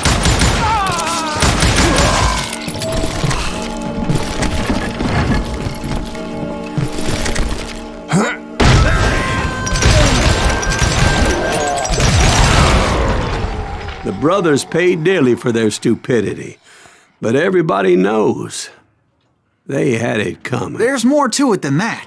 I read all about that day, so I know for a fact that it went down very differently. First of all, it was high noon. A posse of U.S. deputy marshals were on the rooftop across the street. Get ready, boys. They're gonna make a move. The lawmen had been tracking the Daltons for months. Now they finally had them dead to rights. Among them was a bounty hunter feared by many a lawbreaker. The marshals tried to get the Daltons to surrender. They'll give up eventually. We just gotta wait the son of bitches out. This bounty hunter knew that the brothers were far too proud to ever lay down their guns. He went in there alone to confront those criminals. One of the marshals shouted, "Where are you going? Are you crazy?" Hey, where do you think you're going, dumbass? That rifle's mine. But he paid him no mind. He saw a way to get around to the back of the bank. Then he figured out how to hit the Daltons from a direction they weren't expecting.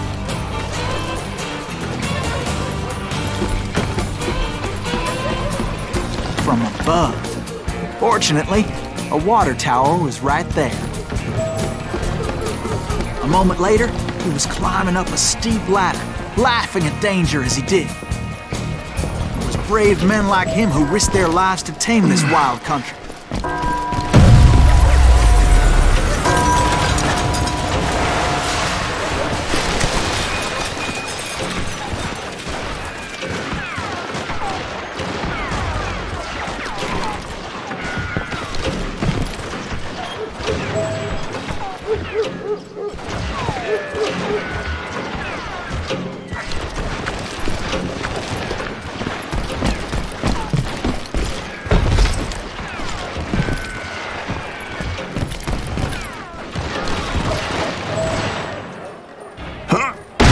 Company.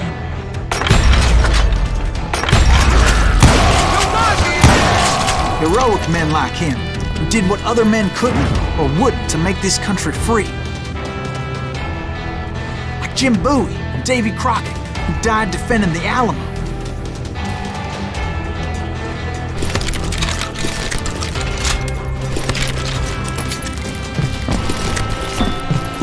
Is that Silas Greaves?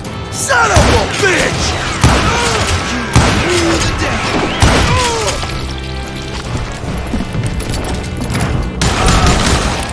You can't hide from me!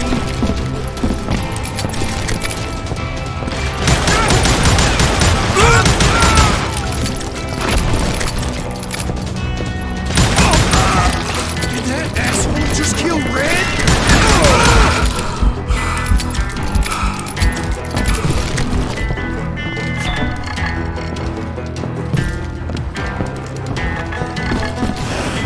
Over there!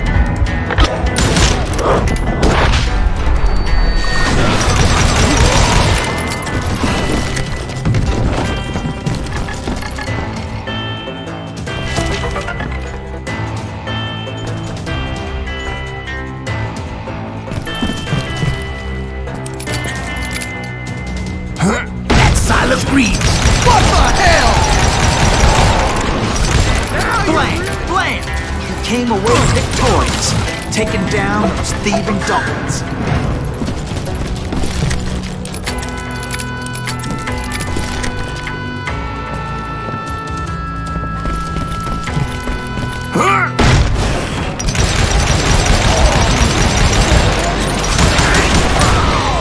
His name was Silas Greaves, and when the dust finally settled, he was the last man standing. Sorry, kid, but that just wasn't the way it happened.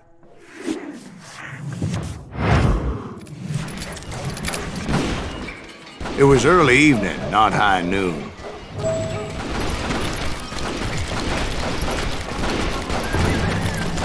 Daltons blew up the safe, and were all set to hightail it out of there. I was late to the party and Coffeyville was already up in arms.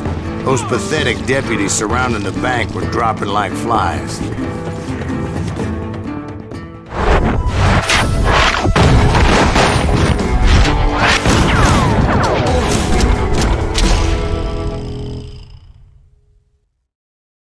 I'd been tracking those jokers for months, waiting for them to do something reckless. Finally, they did. Those stupid bastards decided to rob 2 banks at the same time in the same town where everybody knew them. But they still had friends in Coffeyville.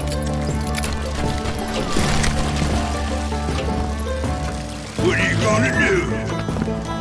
Keep shooting. I don't mind.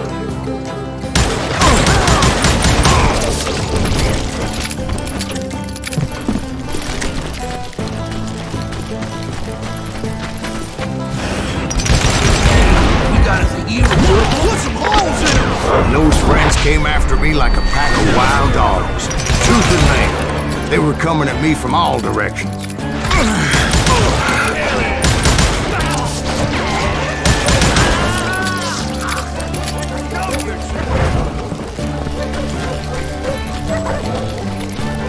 I caught sight of the Daltons running with the money and didn't want to lose them.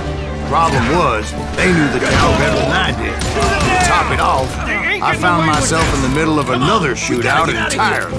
Did the Daltons hole up in somebody's house? No, it was the Smiths, I believe. They were cousins of the Daltons, and they were shooting at the Browns, who were shooting at the Daltons, which wasn't any surprise, because those 2 families have been feuding forever.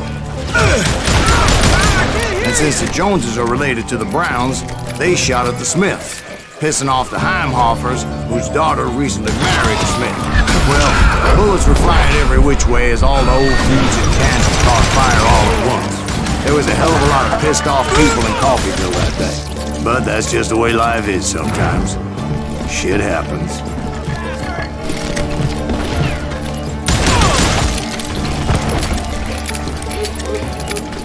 I'm ending you.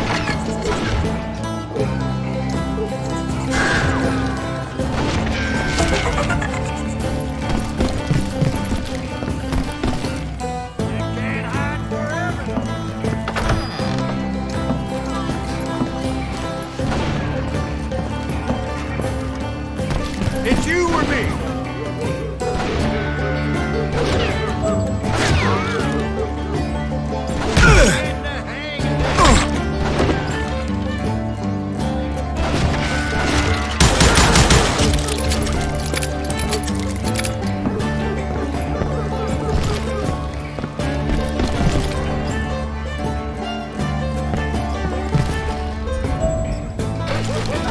The Dalton boys knew I would never give up.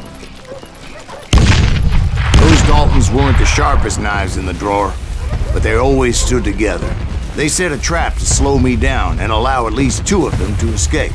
The 3rd brother stayed behind to plant me, just in case that trap of theirs didn't work.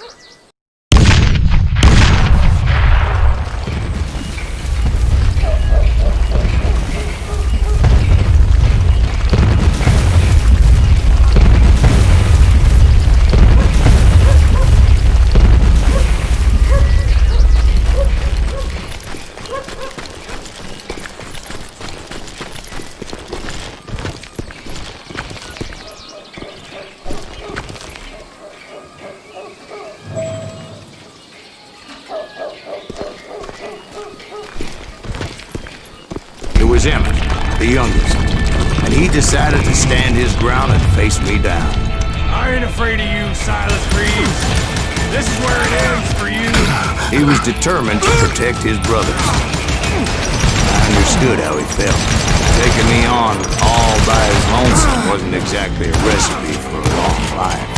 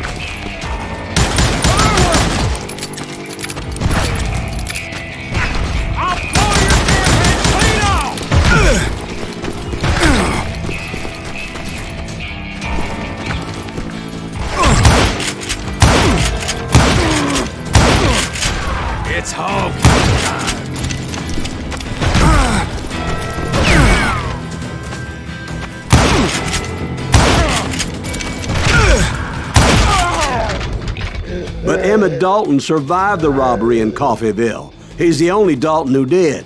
They say he was shot 23 times. Well, Dwight, who do you think put all those damn holes in him?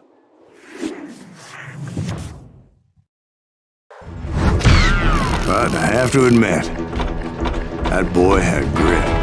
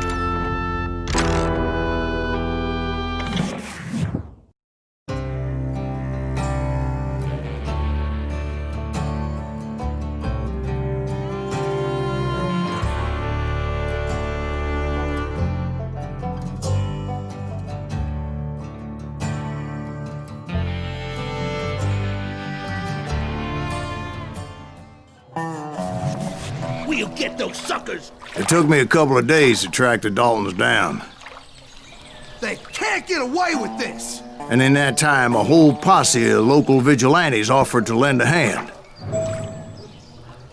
We'll track him to the ends of the earth. They seemed as determined as me to find those outlaws. But as we headed into those swamps, it was like I had my own private army. There was no way those boys were getting away this time.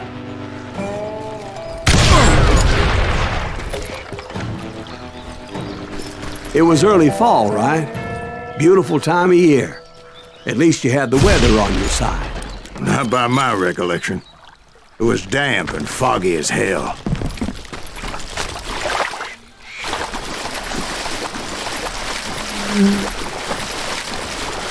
It was tough to stay on a true course, so we kept an eye out for landmarks.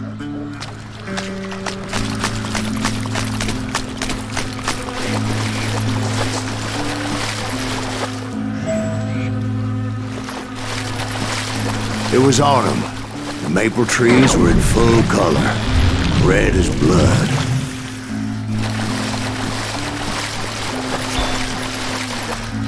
The rains that year were torrential, so the whole area was flooded. The vigilantes had spread out wide, and pretty soon I couldn't see anybody.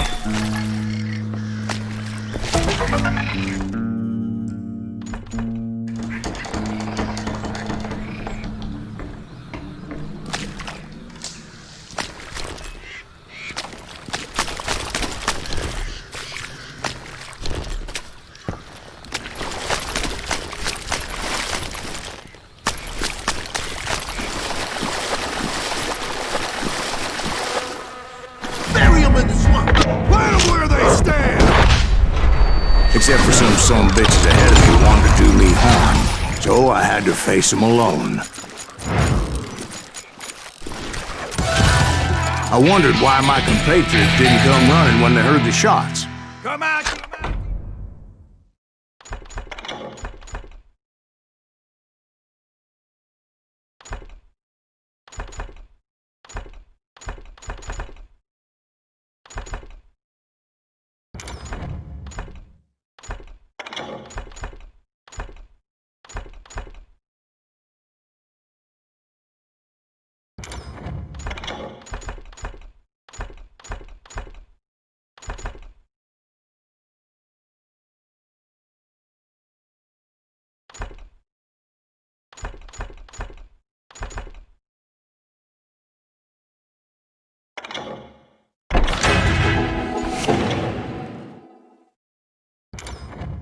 bastard!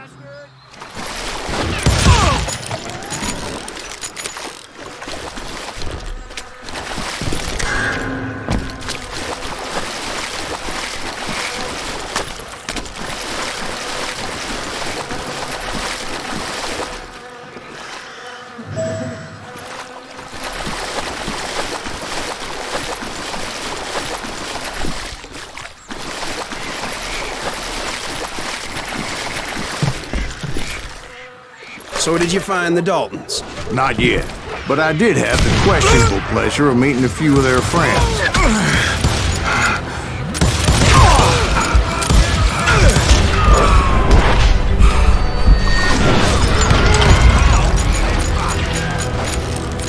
The boys had established quite a reputation by that time, so they attracted all manner of riffraff to their cause.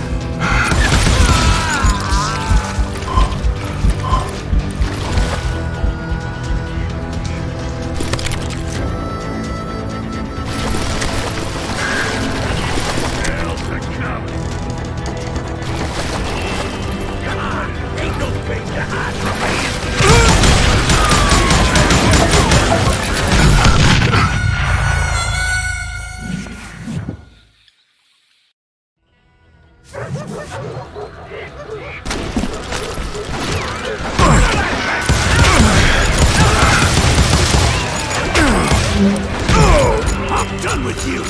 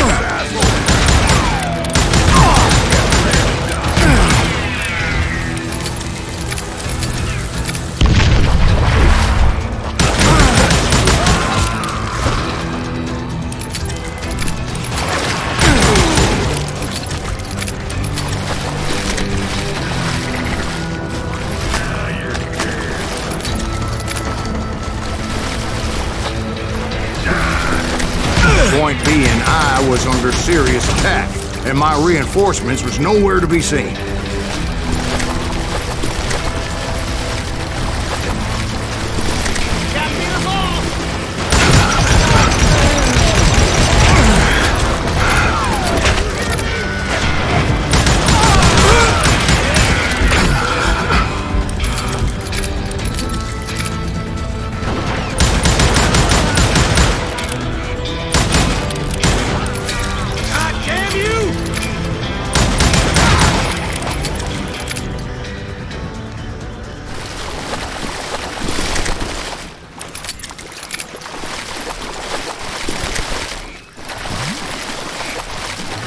But luckily, a barn materialized as if right before my eyes. I scrambled up top to get a better view.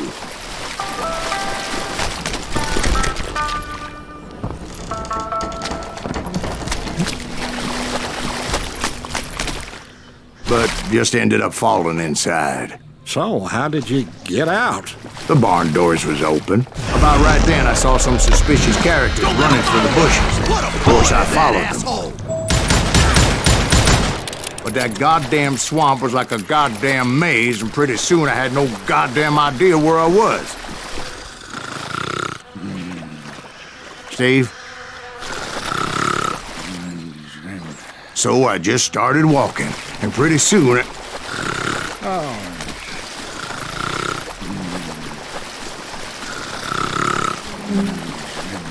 Steve? Steve? Huh? No, I'm listening. Indians surrounded me from all sides.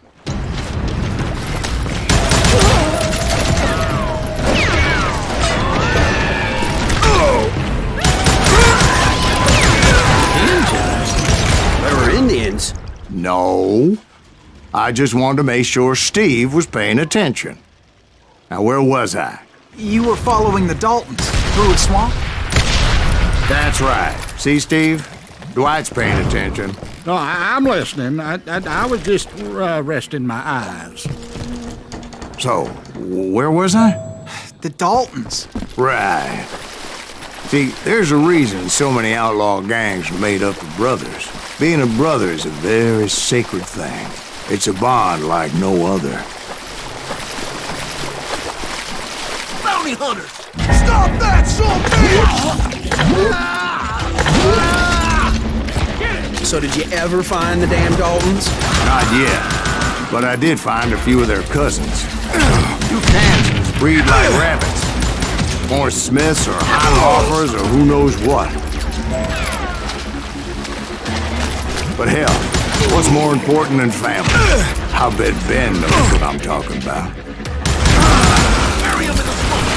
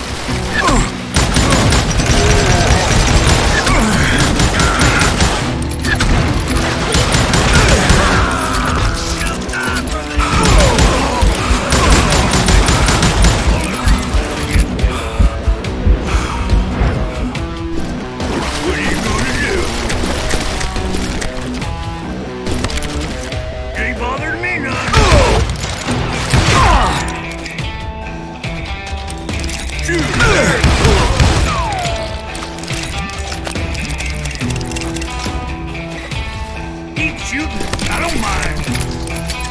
You can't get me.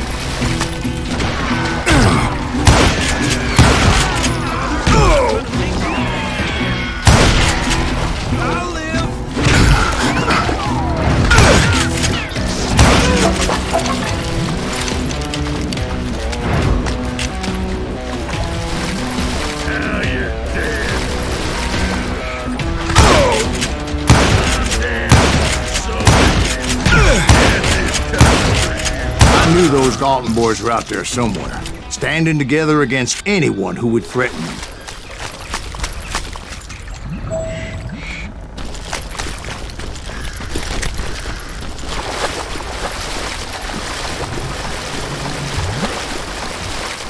And that's when I saw it. A goddamn steamboat.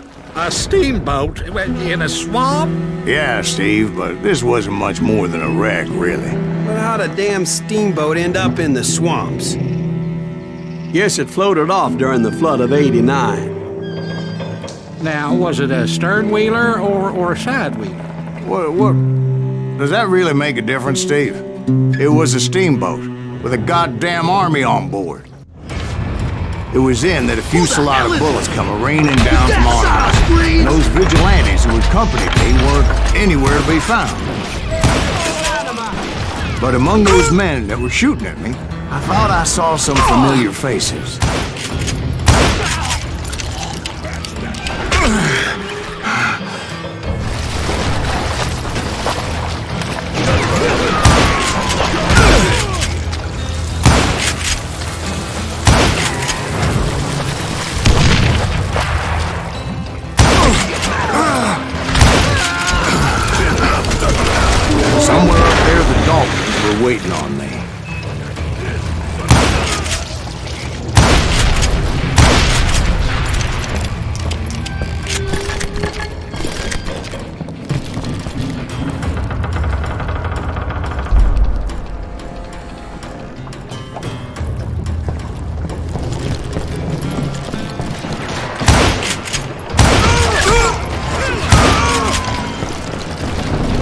Sounds like you don't give up too easy. That's the kind of man I am, Ben. I set out to do something. I do it. Surrender just ain't in my nature. Plus, I'm stubborn as hell.